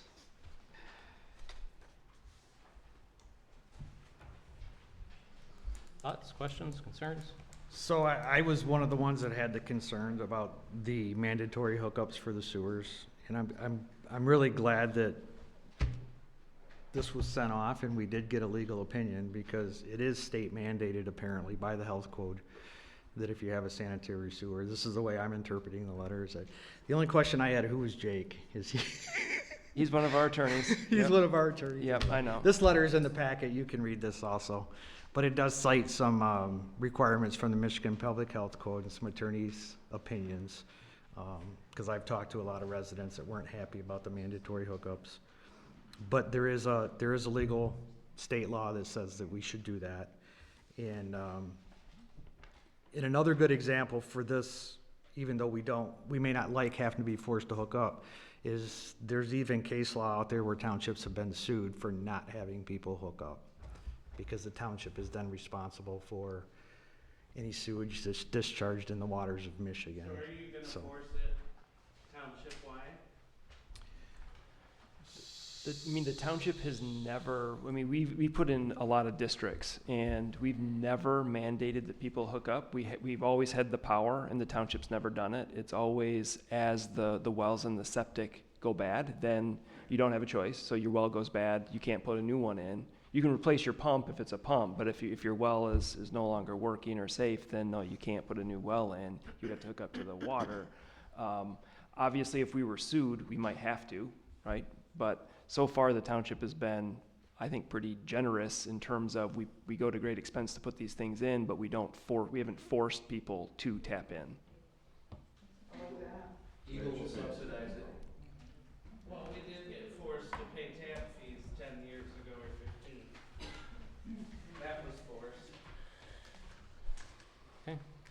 And builder Any abandoned his other 50 discussions? property. Yes, I have a question. Sure. The 400 feet from structure, which was constructed, commenced after January 1st, 2013, is that part of the state law? I don't believe it is.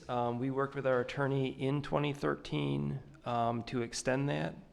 And at the time, they said 200 feet was 200 was the considered. state. It was in reach, so that you were considered to be in the district, and that's where you'd have to hook up. Right. The way I read Jake's letter is that you really don't want to go backwards. So I don't quite understand if it would have been left at 200, I don't think we'd have an issue. I think maybe because we extended it to 400, now we kind of have to continue that on. I'm sorry, I don't the question that we had, I believe, if I remember correctly from the last discussion, was whether or not we included the 400 or not, right? Because we've always followed the state law, which I believe was 200. So why would we want to force force people to hook up who are 395 feet away? What am I missing, Jonathan?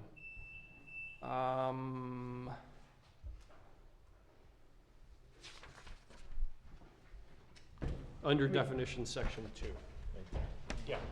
If the state Right. law is 200, why don't we just abide by the state law and call it a day?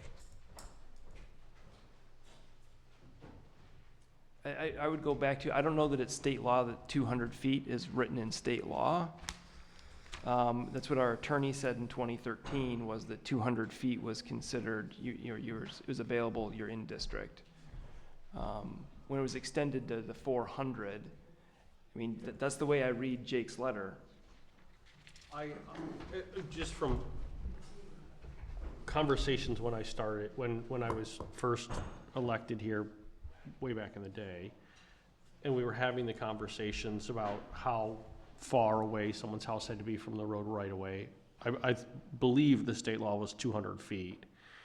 I personally wouldn't want to enact anything more aggressive than what the state law is. Yeah, I think we're less than, so you're fine.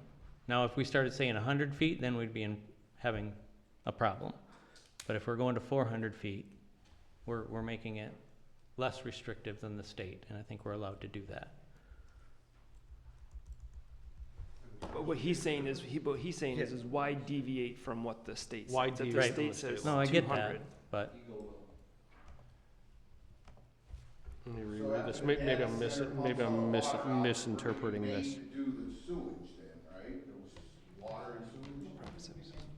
so your recommendation is to change it back to 200, even though the attorney says leave it at 4? Perhaps I'm misunderstanding. Requirement is, that's what it should be. Right.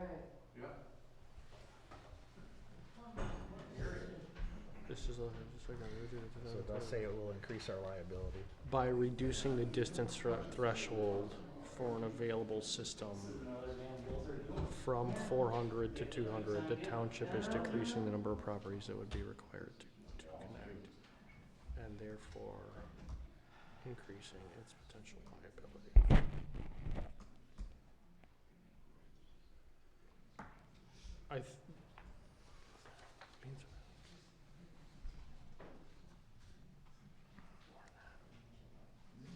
The way that I read this is we're saying if you're 395 feet away and your house was built after January 1st, 2013, that we'd make you hook up. Yes, that's how it's written. But the state law is 200 feet. So if you're 390 feet away and the state law says 200 feet, we're being more aggressive for homes that were built after 2013. Is that correct? Do I understand? I think so, yeah. Okay. I mean, you're extending how far the system is considered to be available for houses that are built after 2013. Yeah. I really don't want to, if my understanding is correct that 200 feet is a state law, I really wouldn't want to deviate from that. That's my opinion. Okay, so you're looking for, you want clarification on that it's in the state law, or do you want? I'm fine with leaving it at 200. I think it's always been 200. If there are other members of the board that want clarification from the state, I'm okay with that too. Okay. Any other thoughts on it?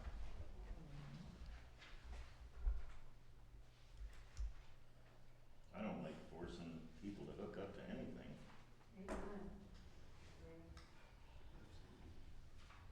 That's a state issue. Yeah. I'm just telling you. I've seen it. So we're gonna stay at 2, you want, I mean, I guess if somebody wants to make a motion with that 200, then we'll, This whole sewer ordinance has cost a lot of people their land. Do we have an ordinance number, Jonathan? You have the next ordinance number? 294. 294? Ordinance 294? Yep.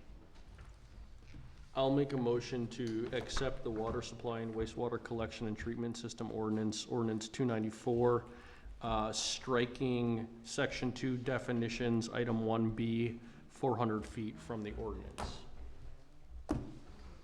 Support, Bull. motion by Counts, seconded by Bowl, discussion? I guess my concern is I don't know if that's the only place that it is listed. would you be comfortable if I amended the ordinance to say removing 400 feet as a requirement? Anywhere in the ordinance? Yeah. Yeah. I amend my motion to strike 400 feet as a requirement anywhere from the ordinance. Acceptable? Yes. All right. Any other discussion? Roll call? Wilson, I'll vote for that, yes. Hohenstein, Yes.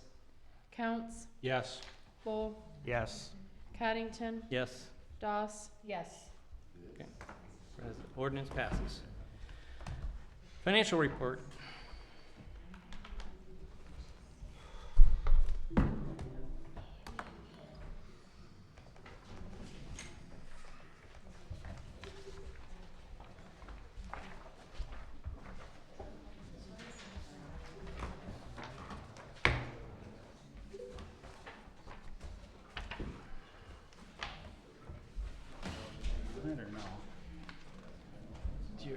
You have to click down to that box, kind of highlight, yep.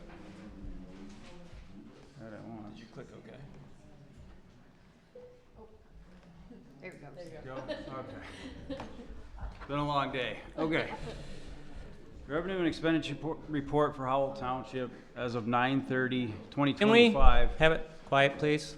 I listened to all you guys, okay? Please. Thank you. So this is at the first quarter poll. For the general fund, we're almost 6% ahead on revenues. I'm not gonna go line by line. But that first one is important, that where it says MSHDA pilot fee. That is Union of Oak Grove. We finally got the first payment for the pilot, and that is the amount of the operating millage. We also had MI Homes start their permit and also their land division. So I made 48 parcels there. So you see the large increase in the land division fees income. And then finally, the CD interest. I've been talking about that for quite a while. That year of maturity under general fund interest income came in passed in August. So that's why that large amount there, that offset our Act 7 income that went away from the city of Howell. So all in all, a good start on the revenue side for the general fund. Under expenditures, I'm looking for anything that's over that 25% mark. And the first one is on page 2, the summer and winter tax bills. We've prepaid the postage for the winter already, so that's why it's slightly over the 25%. Under assessing, the annual imagery has been paid. Whenever it says annual, we pay it one time a year. Moving farther down under Township Hall, we paid our annual BS&A cloud maintenance fees. And that totals, between that and the website, about $33,000 total, where we used to pay roughly $9,000 a year for the .net. The septic was pumped this year. Moving farther down under Township at Large, I've provided the breakdown for the legal expense. We can look at that when we get there. We held the fall cleanup, and those are the costs associated with that. Moving farther down under planning, that amount is a little bit higher based on we have that monthly retainer that we started. So there may need to be a budget amendment by the end of the year there. But all in all, general fund is doing well. Almost 6% ahead on revenues, and we've spent almost 7% less than budgeted at this point. So we have a surplus of almost $240,000. Moving on to the road fund. Once again, with our road millage, that MSHDA pilot fee, that is the amount of that MSHDA fee that was allocated to the road. We've also completed the Fisher Road improvement project. Pretty much finished up the chloride or the dust control. Now remember, the winter tax bills haven't gone out, that's where the road millage is collected. So this fund is gonna look like it's upside down until those revenues are collected. So right now we have a deficit of 240,000, which you've leaned on the fund balance for. Under Park and Rec Fund, we had the CD interest there, and under expenditures, I have a budget amendment at the end here for the Howell Township Park Master Plan. Sewer and Water Fund, the big thing there is the connection fees for sewer and water from MI Homes for that first phase. And so we are quite ahead on revenues right now because of that. Remember, we don't budget for those because there's really no telling when development will happen. Under expenditures, we paid the deductible for the Burkhart Ridge lawsuit. That's what that note there, comment is. The annual for software support, that's BSNA Cloud. And then under wastewater treatment plant, we had the LED project and the door project to repair and bring those back. And we also had the biosolids removal. They did that in August. So sewer and water fund right now, we had budgeted for the year a surplus of 343,000. We set at 459,000 thanks to those connection fees. So I need somebody, if you would, make the budget amendment to increase rec contracted services expense to account for the Howell Township Park Master Plan. I move to do a budget amendment to increase the contracted services expense to $14,000 for the Howell Township Park Master Plan. Support. Motion by Homestein, seconded by Doss. Discussion? All those in favor? Aye. Opposed? Motion carries. Thank you. The legal fees breakdown. What I've done here is carried over if the violation or lawsuit was still outstanding, you have the costs associated with that for last year, and then continuing on for July, August, and September. So those totals that you see at the bottom are last year plus what has happened this year. And I'll just continue that. Is that satisfactory for everybody? Yep. Thank you. That's a lot of legal fees. All right, really quick on the cash flows. Really the one thing that I want to point out here, in the sewer and water fund, we started the year at 1.96 million. Currently we're at 2.3 million. If you fast forward to the end of the year, I have a drawdown of 607,666, and that would go to the general fund as far as that payback. So last time I was here, I was asked to look at this again to see how we can speed this up. And what I've come up with is, instead of a 5-year plan, let's try to do it in 2 and basically match that last year of special assessment. So in the middle there, under special assessment this year, we're slated to collect 91,924, and then next year 70,000. So if we take that balance owed and just cut it in half, at least for a plan right now, if by the end of the year we feel like maybe should just pay it off, we can reopen that discussion. Is that satisfactory, Matt? Thank you. That's really all I have. Questions, comments, concerns? So all in all, it's a good start to the year. Do you need any sort of motion to perform that financial move? I think let's leave it as is, and when we go to make the payment, we can decide do it at that then. point whether we do half or all. Okay. How about we, just see how it goes. Any Yeah. questions, Brent? Thank you, Brent. Thank you. Thank you, Brian, as always. Yeah, Brent. 2025 Township Cleanup Summary. It's in your packet. I don't know, did you want to touch on that, Sue, or no? Nope. Okay. There is one item that Teresa wanted on there. Allowing the Treasury Department to be able to put the spring cleanup day on the tax bill, but in order to do that, we have to set the date.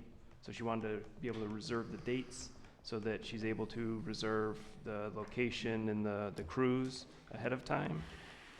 So I believe that the May 16th follows the same rule that we've always done, and she really liked that. Everybody that worked it liked the mid-September date for the fall cleanup. So, thoughts on the dates?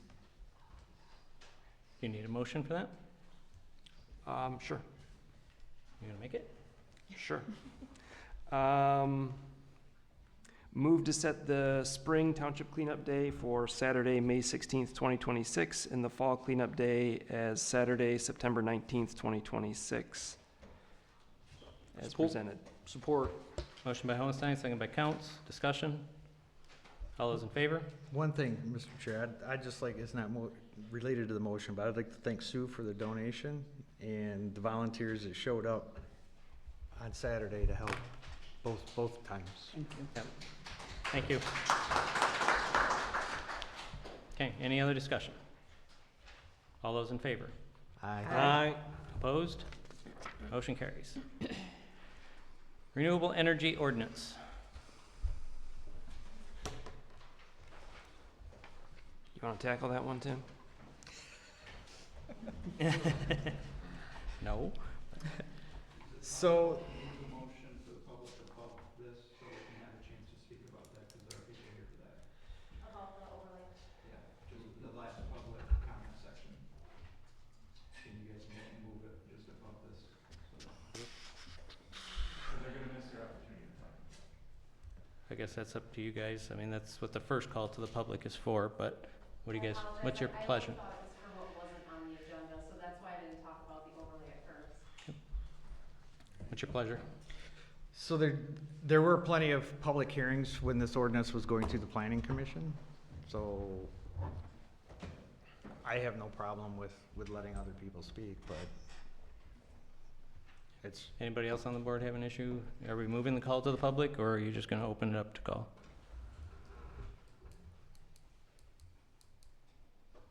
I'd move call to the public, just move it up. Okay. Or deviate. So let's deviate, and then I'll take that motion to deviate to the call to the public. Move to deviate to call to the public. Is there support? I'll support it. Motion by Hohenstein, second by Wilson. Discussion? All those in favor? Aye. aye. Aye. Opposed? Motion carries. Okay, call to the public. Hello, everybody. Good evening. Jody Fulton, 35281. So I apologize because I'm late to the party on the overlay meetings. It sounds like there's been several.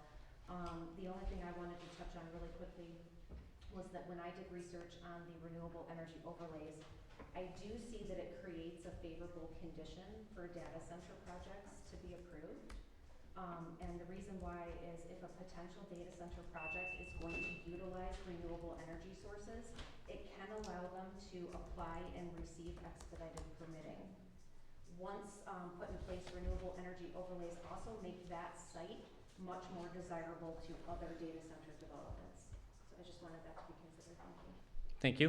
Thank you. Name is Jordan, 2900 Burkhart. So I'm not gonna go into all the same reasons again, but I think most of the people here who are opposed to data centers have been opposed to data centers for all the reasons we've listed. The vast majority of those carry over to these renewable energy, large-scale utility projects. A lot of us have been involved in the surrounding counties and trying to keep them from coming here. We don't want them here in Howell Township either. They destroy the land, and then like this young lady just mentioned, it makes it far easier to start bringing in other data centers and other large projects. We wanna keep this rural, we wanna keep this farmland, we wanna keep this single-family homes. We don't want this stuff coming in here, it destroys property values and it destroys the land. And I think everybody who's opposed to data center is also gonna be opposed to these renewable energy large-scale projects for the exact same reasons. And then like I mentioned earlier, I found it very convenient that in the proposal for the renewable energy, it allows plenty of room for them to also put a data center in. So it's not gonna just be a data center there, it's gonna be solar fields or wind and a data center. So we don't want any of it in here, so, thank you. Thank you.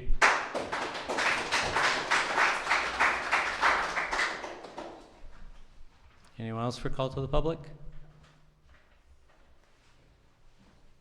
Just would like some transparency and let us, the public, vote.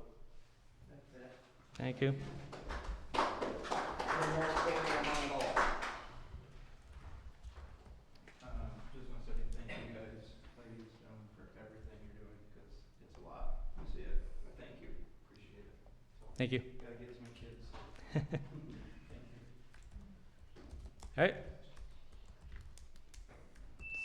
Seeing none, we'll go back to the renewable energy.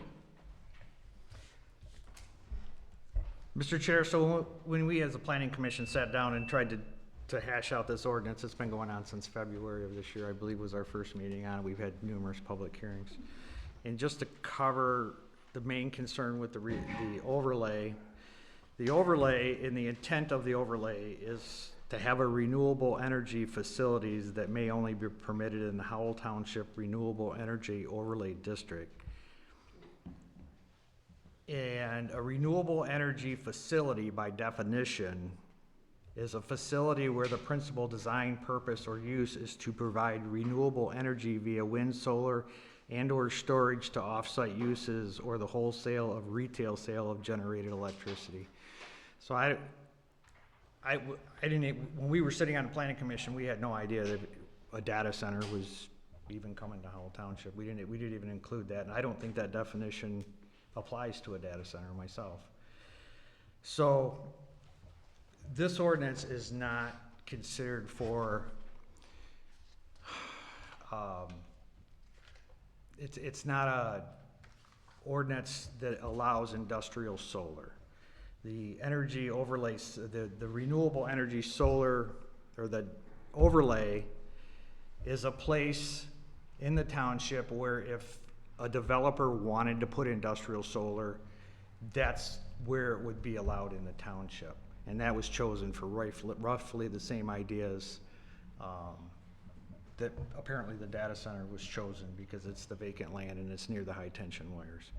So what that overlay does is basically protect the rest of the township from having industrial solar come in, and that's generally It's up to 300 feet away from residences.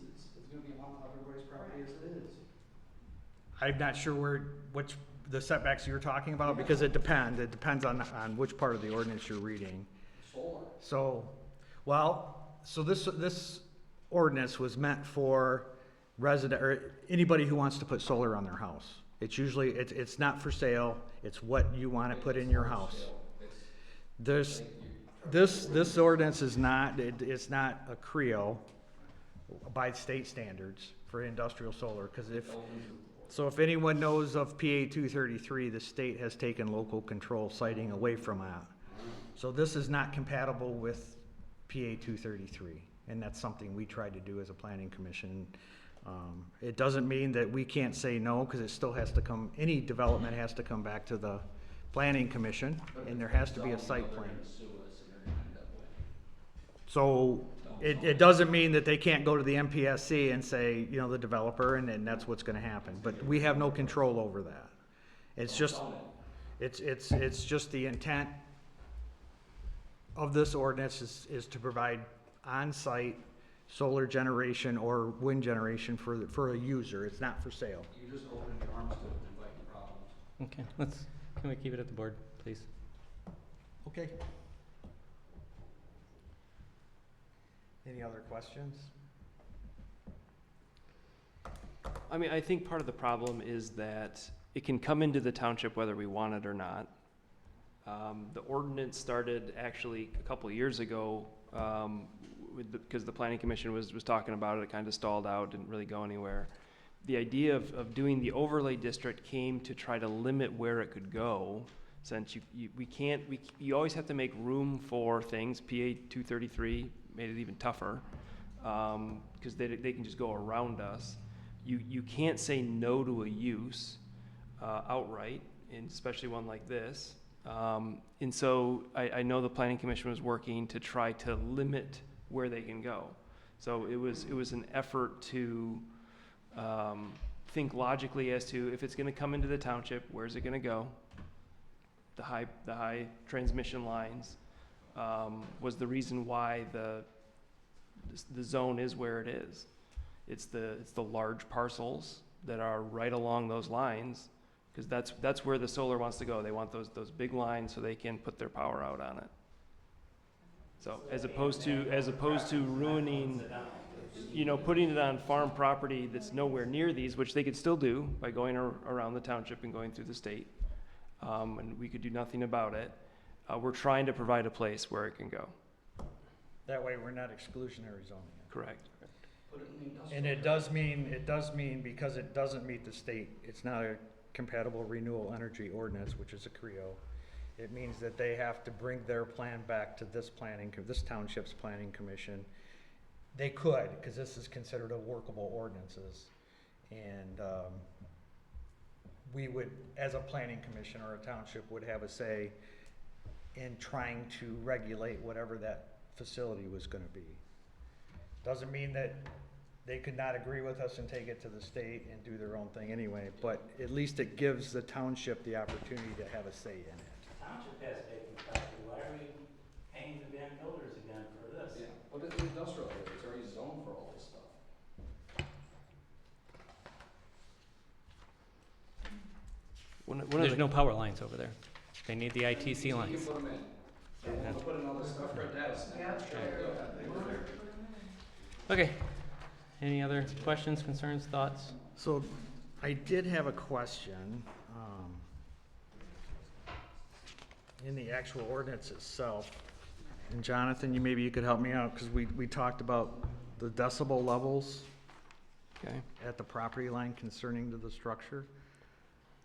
Right, because originally, a lot of them are worded, it's at the structure of the The wall of adjoining the property. structure. So if you live next door, they wanted to measure it at your wall as Yes. opposed to my property line. And I think we mentioned it a couple times to get changed to the property line. I believe it was changed, is it not? So in the actual copy of the ordinance, it says, I don't think it got changed. It said nearest outer wall of the nearest dwelling located the adjacent participating. That Okay. would be on page 1. Of the ordinance itself? Well, Yes. there's the page numbers are weird. Looks like something got screwed up there, because it goes 1, 2, 3, 4, and then it starts over at 1 again. But it's also listed for the wind too. Instead of being the property line, it's the outer wall. So Okay. I know we discussed that a couple You times. did, in the planning and commission. yeah, we'll have to go back and look at that then.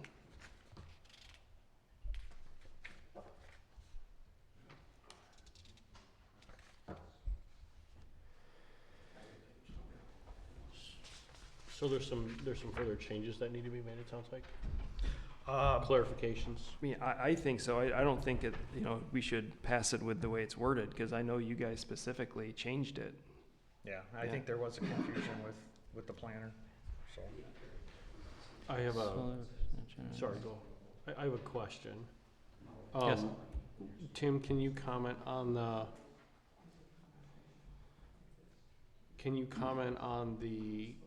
comments from county planning, please? So when it went through the county planning review, actually, the county planner said the township was being proactive by putting Can the we overlay have it district quiet, in. please, so we can hear? What did county planning say, Tim? The comments from the county planner, who reviewed this ordinance before it got to this board, which we're all learning about, it says the addition of the renewable energy overlay district has also been included with the potential amendments. The township has chosen to predefine areas of the township where potential energy projects could locate. This is a proactive step for the township and will provide potential developers with compatible areas for renewable projects while minimizing land use impacts from unplanned development.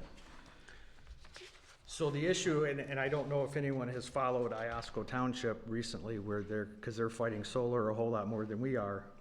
They had a renewable energy district.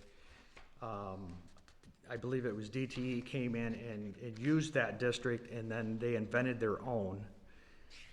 And fortunately, well, at this point, the county planning has not recommended that because the township had a renewable energy overlay and DTE exceeded that.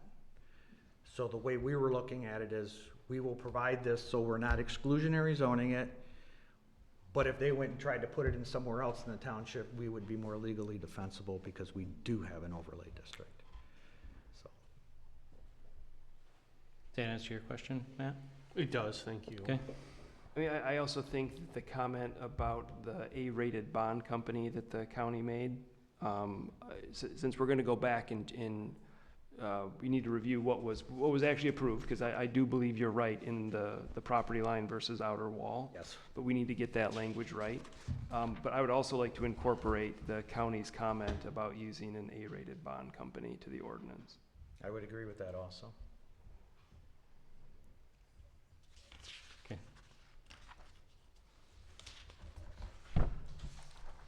So is there a recommendation to send this back for corrections?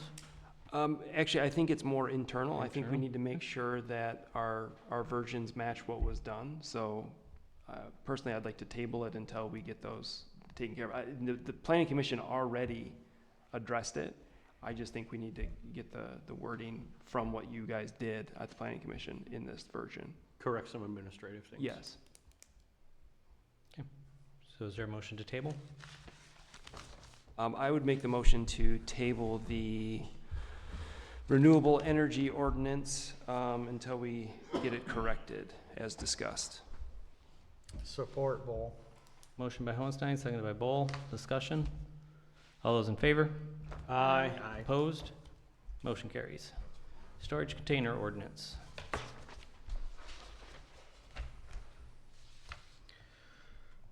So this is basically a modification to our storage container ordinance that we've already have passed. And what we did is we ran into a problem with subdivisions that had 200 square feet less sheds in their backyard. They couldn't meet the setbacks. So this is basically an adjustment to allow basically what the planner says is accessory structures that are 200 square feet or less. They'd only have to be 3 feet setback from all property lines and a 5-foot setback from the principal building. And then there was also some additions to the allowing storage containers, mostly in the IFZ district. And I would read the county planner's comments on those. This is gonna allow up to 5, but they need to come back to the planning commission, I believe at that point, to get a recommendation on it.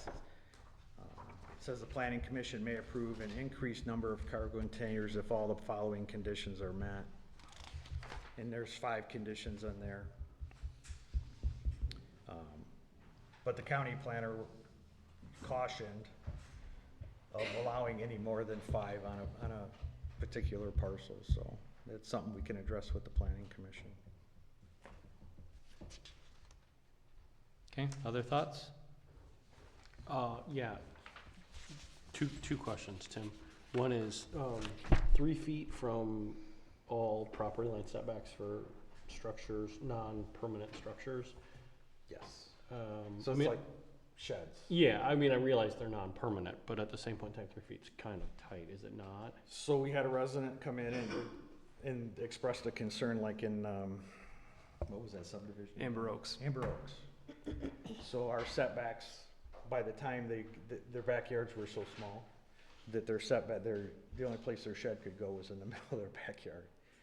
So, that was a distance that was for like, it's not a storage container, Yeah, it's a shed. it's a shed. And they can't be in the front yard. Is that a shed with a cement floor? I think it's just under 200 Anything square under feet. 200 square feet. Yeah. Was there any thought process about like a 10-foot setback? That still wouldn't work I think it was depending, because the backyards were so small. in some of those subdivisions? Yeah. I see. Okay, thank you. And then the other question was, there were quite a bit of comments from county planning on the cargo containers. Do you have any feedback or comments on those? So the biggest one was allowing more than 5 in the IFZ district, and how they're, well, exactly what he said. We would encourage the township to reconsider allowing more than 5 containers on any property in the IFZ district, which is the only district that's allowed that many. Yeah. While the district is intended to be flexible with such uses, cargo containers easily become nuisances on adjacent property owners and the public, and will cause enforcement issues once permanently placed on properties. Okay, and all of the comments in red, I think they actually said they wanted to change the ordinance to reflect those, italics and underlined. All comments are written in italics and with changes to the ordinance written in red. The red came from our planner, they're just highlighting the changes. Oh, Now I see. I apologize. I thought that was, okay, okay, I gotcha. I wanted to make sure you were good with those changes. Yeah. Okay, understood. Okay, any other questions? What's your pleasure?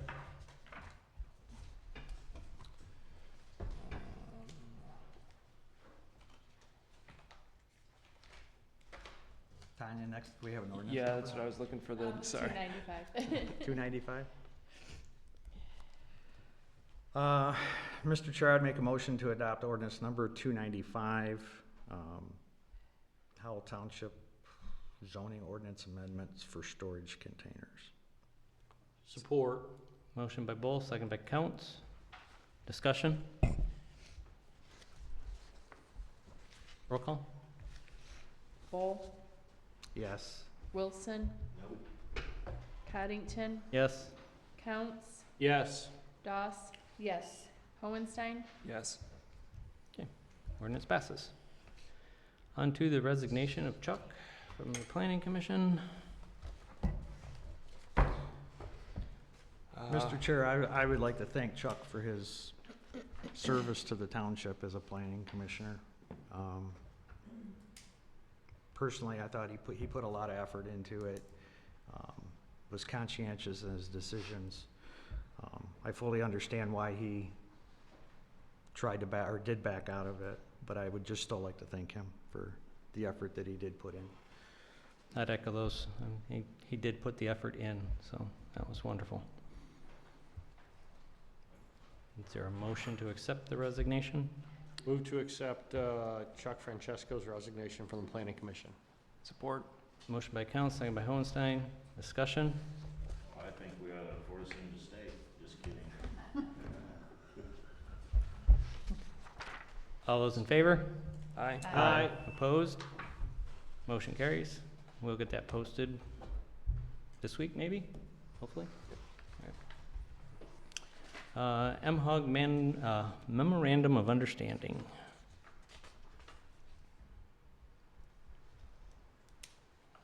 Who wants it? Anybody? I feel like it should be you or Matt. Matt always gives the report, so. So does that mean you want to take it, or you want me to? Oh, that's you. Okay, so. I'm here for you, though. Okay, well, cover me, right? So, effectively what this is notification that MHOG is looking to branch out on its own, right? So MHOG today actually exists as an entity within Genoa Township. And then other townships contract services through MHOG, and there's a board of people from each of the townships that have input into that. MHOG has grown to a size and services enough people to the point where they feel like they can sustain themselves on their own. And then it also distances MHOG from Genoa Township and Genoa from MHOG.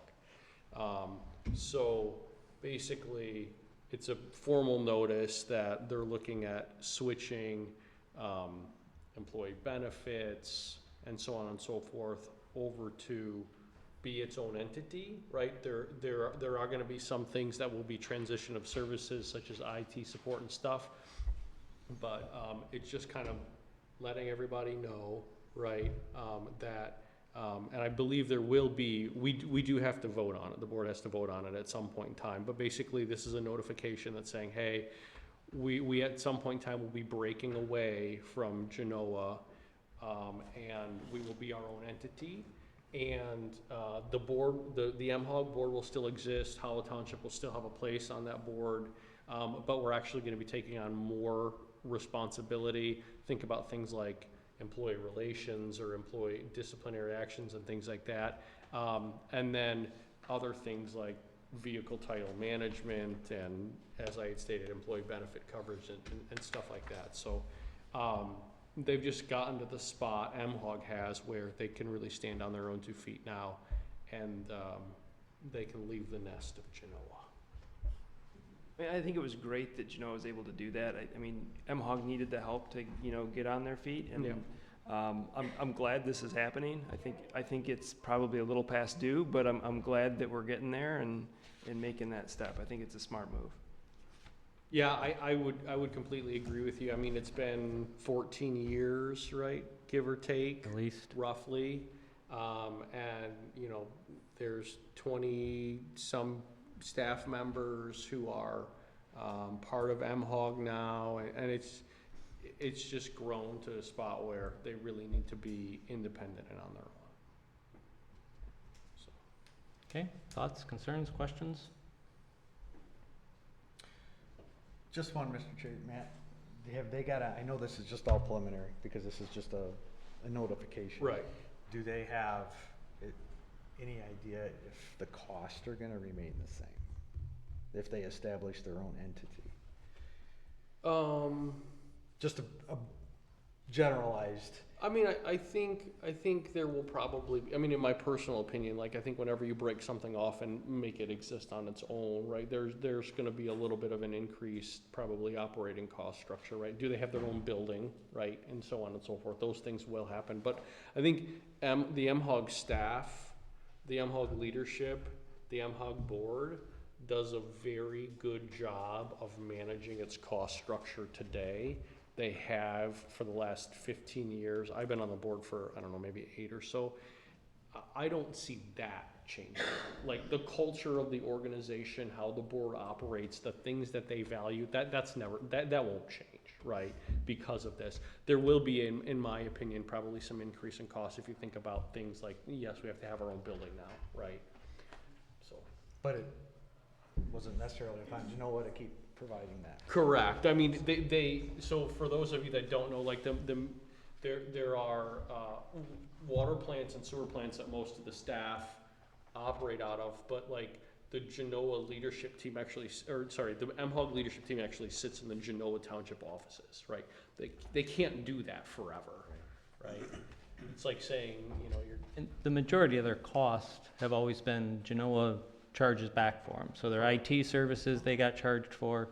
All of the vehicles that were bought, MHOG actually bought. Genoa purchased them and financed them, but they were paid for by MHOG. Which is why I say I don't think the cost, you won't see an increase in cost structure that's significant, right? If we were, if MHOG was never repaying those bills, then yeah, you would see an increase. But as Mike had stated, the MHOG has always paid those things back, so you won't, that's why I won't. Good, that answers my question, thank you. There might be some flexibility on savings, actually. So. Even better. Okay, any other questions, thoughts, concerns? Motions? I move to accept the memorandum of understanding from MHOG as presented. Support. Motion by Hohenstein, second by Doss. Discussion? All those in favor? Aye. Opposed? Motion carries. And we'll call to the public, supervisor's report, obviously data center, but other than that, everything else is just normal business. Unless you have any questions. Treasure- Question on Treasurer. if I can ask. Who's that gonna affect as far as anybody that is currently on a well or septic field? I'm sorry, what's the question? You mentioned to the sewage, Right? you get hooked up, who's that gonna affect exactly? Is it gonna be all the residents of the No, township? no. If you're going back to the connections and stuff like that, it's strictly the people that have the sewer and water available in front of them. And like they were saying, the mandatory hookup is only if your well or your septic went bad. No, okay, so we're not forced to use it. No, no. All right. Treasurer. So you have my normal CD report in there. We created some charts for the summer tax collection. The top one's not super clear, but the blue little bumps are the online payments, and then the orange ones are the mail and in-person payments. The bottom one is just the accumulation of the payments over time, and usually I use how people pay as a judge for the economy, and I don't think the economy is doing as well as people say, because this is a year when people held on to their money to the last minute. So, so those are the two charts there. Okay. Any questions of the treasurer? I think people are still just reeling from 5 years ago. That's my opinion. Clerk? We need to renew our generator maintenance agreement. It has expired, so we have option of a 2-year for $1,650 or a 3-year for $2,425. And we've used Ion before? Yes. They're the ones That's who we- put the generator in. Yeah, I remember. Okay, so have we had any, issues with them? They've done a good job of maintaining all these generators? So there were a few bumps at the beginning once it was installed, but they came out, they took care of it, they did load testing, got it all ironed out, and it's been fine ever since. So yeah, they've been good. How old is our generator now? Pretty new, isn't it? It's still pretty new. I would say it's Less than 5 under years? 5. Yeah. Well, did we do a 2-year agreement to start and it's expired, or 3-year? Any I idea? thought we did a longer one. 3-year. Okay. We Yeah. had a 3-year, I think it So- said, So 3 or 4 years? 3-year, it Yeah. said, so. We probably had 1 year warranty, so. But anyhow. Okay, any thoughts? 2-year, 3-year motions? You're pretty happy with them? Yeah, they've been good. They're responsive, which is always nice. I'll make a motion to renew the Ion Electrical Services Generator Maintenance Agreement for the term of 3 years. Support. Motion by Count, second by Hohenstein. Discussion? All those in favor? Aye. Aye. Opposed? Motion carries. Anything else on clerk? Nope, that'd be it. Zoning? I got questions for the zoning administrator. Sure. You have Spagan in court right now, he goes to court, are you going to court tomorrow? I am.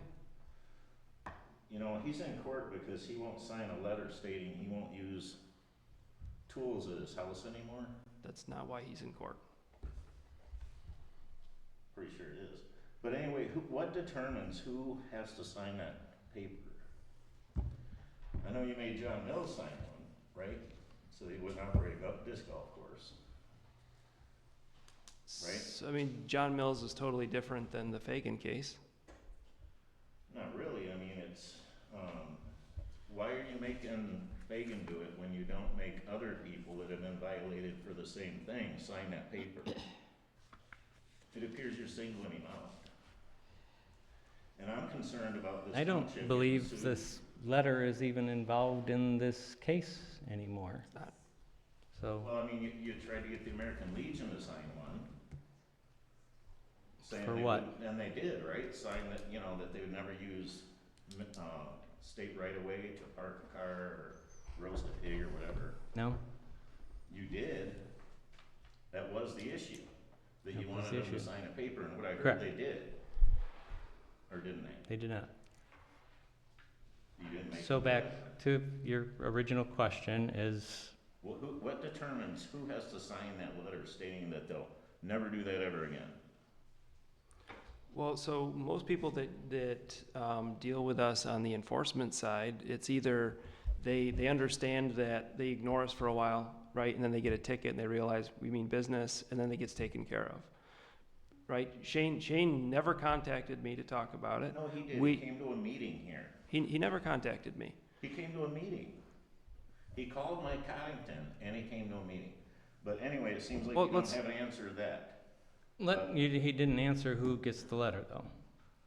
He was explaining the process. So if you wind up in court, right, so then the question is, it's always, are you willing to settle? And so the settlement agreement with Shane was that he would agree not to do the things that he was in violation of. So that is a reasonable thing to ask somebody when you're in court, and he was agreeable to it. And one of the reasons that the bill is so high is he kept asking for changes to the settlement agreement, only to disregard them at the last second. So our attorney had all sorts of time into drafting an agreement that would meet township standards and would satisfy Shane. And so the township spent a lot of money trying to get that done away with, and in the end, he said no, and he wanted to fight it all the way. That's not even close to true. You know what I mean? It's really not. I mean, you guys are terrorizing this guy, because I don't see you doing that with other residents. You know, you are enforcing the ordinances based on whether or not you like somebody. That's not true. It is too true, because now you're calling a 7-horsepower riding lawnmower a farm tractor. The ordinance says tractor. Huh? The ordinance says tractor. It says farm equipment. Just a curious question, what does a 7-horsepower tractor have to do with Shane Fagan? So we had a complaint about someone on Brewer Road. We looked into it. We actually got an opinion from the township planner, and in the end, it was closed out. The general term is that he was grandfathered in. He had the tractor prior to the ordinance, and has had a tractor ever since.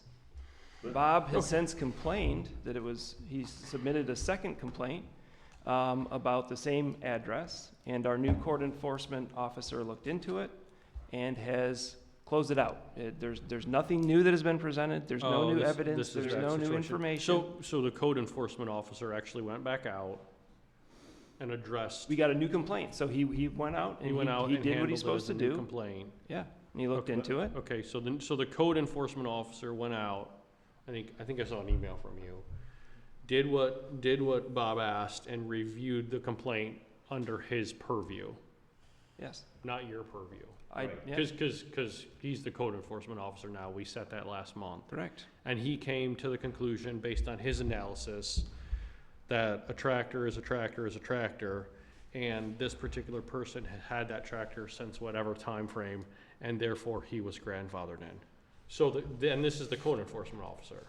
I mean, he reviewed the original complaint and then the new complaint. So the original complaint was closed out, a new complaint was filed, he looked into it, he looked into both, he went out and talked to people, and it was his conclusion that nothing has changed since it was closed out before, and there's nothing to act on. So I think Bob, in that case, I think your question really is for the code enforcement offer? No, it's not. Because he's the one who made that decision. No, we're talking about but a riding lawnmower that these guys are trying to say he's owned a tractor. Can I go over to, because I think you brought up Shane and then you brought up the did, neighbor, and so I wanted to answer that question about the neighbor, and then I'm gonna go back to Shane here. So there's a lot of this discussion about legal fees for Trustee Fagan or Shane, as you've heard me call him. You guys keep trying to say that he never contacted you guys, but he did. Well, regardless of the contact, right? Like I'm not gonna get into that. I guess my question is who brought the issue to court? So we work with people, right? So we write letters. If we get no response, you get a ticket. So this ticket was filed in court. And that's the process. That's the process. Okay. And as opposed to paying the ticket, which was $100, okay, Shane decided he requested the formal hearing. So it went to court because Shane requested it. Which is the process for all residents. Yeah. So if we file a ticket in court, you have the ability to request a formal hearing. Or you can pay the ticket. Or you can pay the ticket. Okay, so Shane, Trustee Fagan, elected to not pay the ticket, and he requested a formal hearing. Yes. And then there was discussions between Trustee Fagan and the township about what an appropriate settlement would be? I mean, you always try to settle, right? Because you know, generally it's cheaper, right? Generally it's faster. So yeah, we tried. Okay, and so that's what led to that discussion, that negotiation, the fact that Shane asked for a formal hearing. That is what, that's why our legal fees are what they are for that particular There's a case. couple of reasons why the legal fees are high. Number one is it took 3 court hearings, which not our attorney's fault, not Shane's fault, really the court, right? We get there, we're supposed to have a hearing. She says, I don't have enough time to hear this, so she stops. Well, we have to pay the attorneys because they're there. They're sitting there for hours, right? We get to this, she says she's gonna set aside enough time for the second hearing. We get there, there's gonna be just us, we're gonna get through this, and we have to stop and come back a third day. All of the work that we put into these things, trying to settle it beforehand, really racked up the fees. It also didn't help that, Shane drove into our township attorney's office and wanted a meeting with our attorney. And they met with him and talked with him, but that cost us money. I see, yeah. But he was Okay, representing thank you, himself. thank you. It doesn't matter though, we have to pay the attorney I fees. understand that. So $32,000. that's, $34,000. thank you, I appreciate that, thank you. Okay. Anything else? His attorney just called the township's attorney and asked, what would it take to settle? Township's attorney says, well, pay the township $34,000 and sign the damn letter saying you'll never do anything like that at your house again. And, when you get back to the lawnmower, if you have are you really gonna start writing people tickets for having riding lawnmowers under 2 acres? Because that's basically what you're saying for on 2900 Brewer. That guy didn't have a tractor, he had a riding lawnmower, like an 8 horsepower riding lawnmower. Bob, you said you're gonna challenge the decision. bullshit, dude. You're Then so file, corrupt and file the paperwork and challenge the decision. Pay the $400? That's what it costs. Why don't you and Tom Boyer quit being corrupt? All right, let's move on. Didn't we Fucking move on. just elect Tom Boyer, didn't we just appoint Tom Yes. Boyer as? We did. And he's crooked as him. He works for you too. So, it's You've just, hated everybody that ever's done the job, Bob. Everybody, you told Joe Douse what to do. I did Don't not. give me no shit. Moving on to assessing. Yeah, whatever. You got the report in there. Fire Authority, engine 22, we finally got that back with a bill of $15,000. Hearst Tools, they just got the new electric ones for the last engine that needed them. And we had a long discussion regarding the radio system, VHS versus 800. The county was supposed to be maintaining the VHS system. They let the contract lapse several years ago. That's caused gaps in the dispatch system for fire and EMS. So they're working on getting that back up and running and then eventually getting the dispatch information through 800 rather than through VHS. If you want details on that, it's a very long story, but I'd be happy to share it with you if you want to talk about it. Any questions, Fire Authority? MHUG? We had a lot of discussion on the memorandum of understanding, which we approved. There was hydrant flushing has already started for the winter. The cross-country main, that work continues. There will be a slight delay because they ran into some, I'll say, soft ground. Maybe that's not the right term, but they have to kind of design solutions around that. So that's going to basically delay them a little bit and push into Q1 of next year. It's not going to actually impact the budget, but it will impact timing slightly. They think they're going to be, though, okay from a timing perspective to still get all of the monies from the grant, because we had construction had to be complete within a certain time frame in order to get grant money back from the state. So long and short of it is basically we're going to still be able to get the grant money. We're not going to be over budget, but there is going to be a timing delay because they ran into some soft ground that they've got to work around. The other thing of note is residential cross-contamination connection is coming up. So if you're not familiar with that, that's basically for people who are connected to municipal water services. That's when homeowners' water backs up into the water system and contaminates the water system.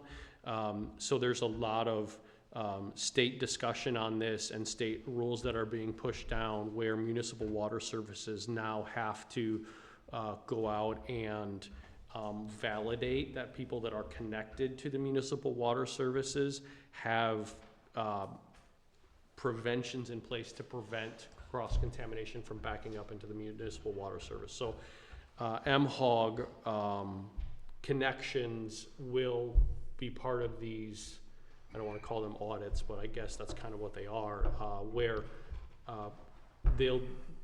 their homes will be checked to ensure that there isn't backflow going back up into the system. Is this something that so as a homeowner, you're expected to have like this check valve in this line? It's not like part of somehow the meter horn, or? It's basically preventing it coming back from the system altogether. Usually on the irrigation side, Yes. Oh, really? Yeah. because your sprinklers are low and they could suck back and into the system. That's correct.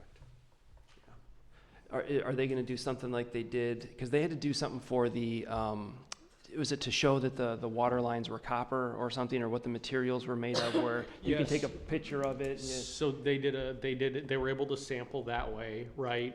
For material, I don't want to, like how their pipes were made, right? But basically what this is you have to sample, you have to check, you have to validate the entire system every 10 years. So every year you look at 10% of your connections and you check those. But this isn't me submitting a photo of my water meter that says, oh, it's obviously copper. No, I mean, this is much more involved. This is a plumber coming out and doing a test to make sure the backflow preventer is working. Wow. Yep. Yeah. Yeah, they gotta be certified. And this is on MHOG's dime? This is on MHOG's dime. This is a state mandated thing.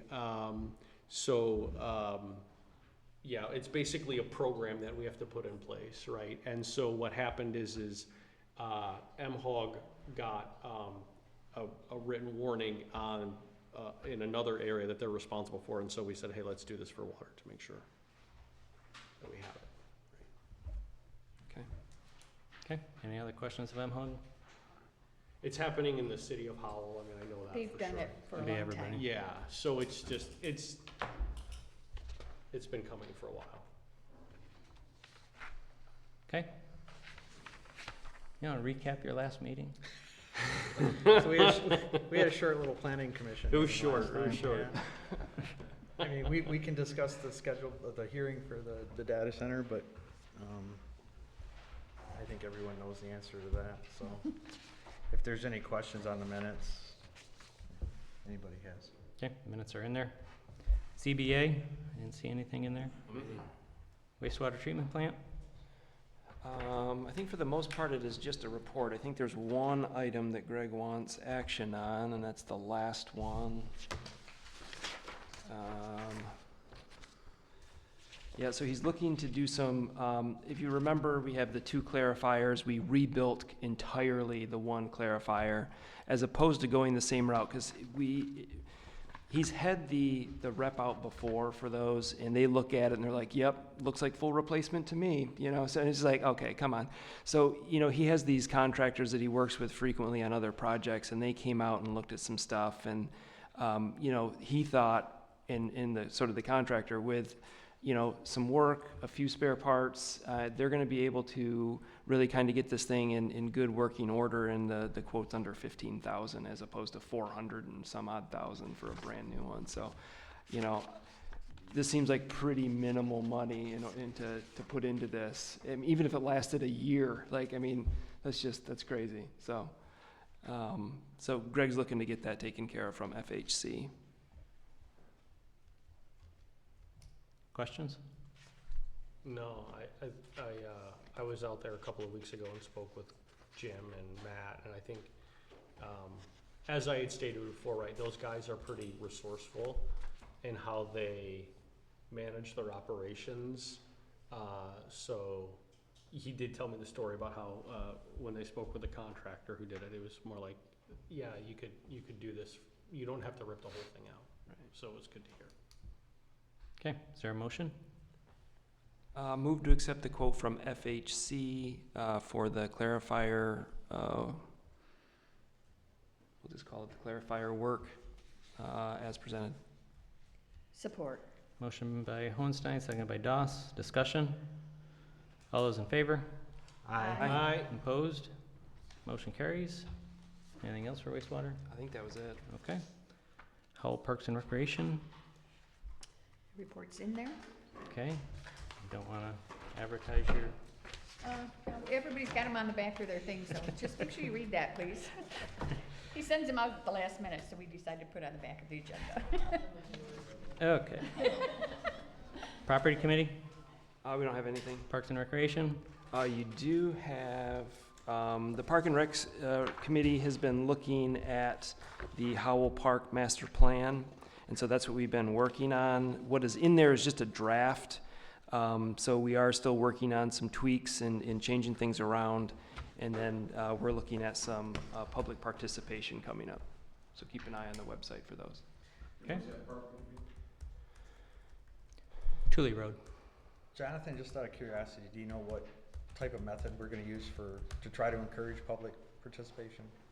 Cause that's a pretty big project, I think the residents should know about it. It is. So the intent right now is actually to have 2 meetings. We want to have a meeting with the people that are in the immediate vicinity of it, so the neighbors to the park property, and then kind of take their feedback, and maybe things get modified, or maybe we just take their comments, and then having a meeting with the public where we'll put it in the paper, put it on our website, put it on Facebook. So generally it's been more like an open house.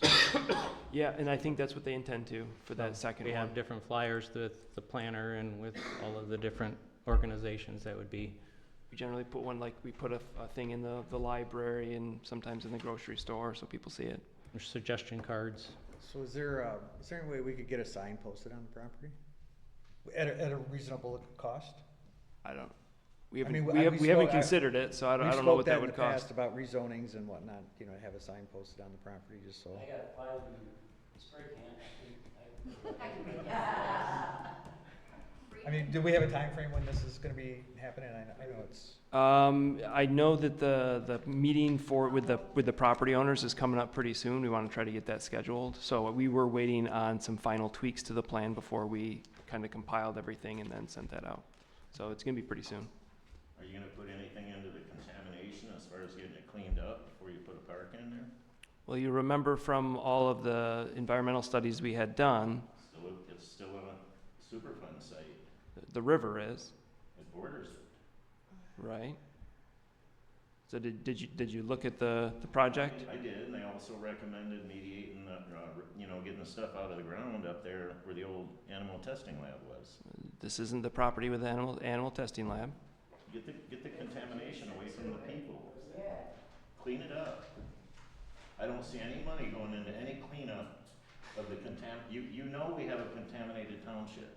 We have the most, look at you laughing, it's the most contaminated river in Michigan, dude. This property, I don't care.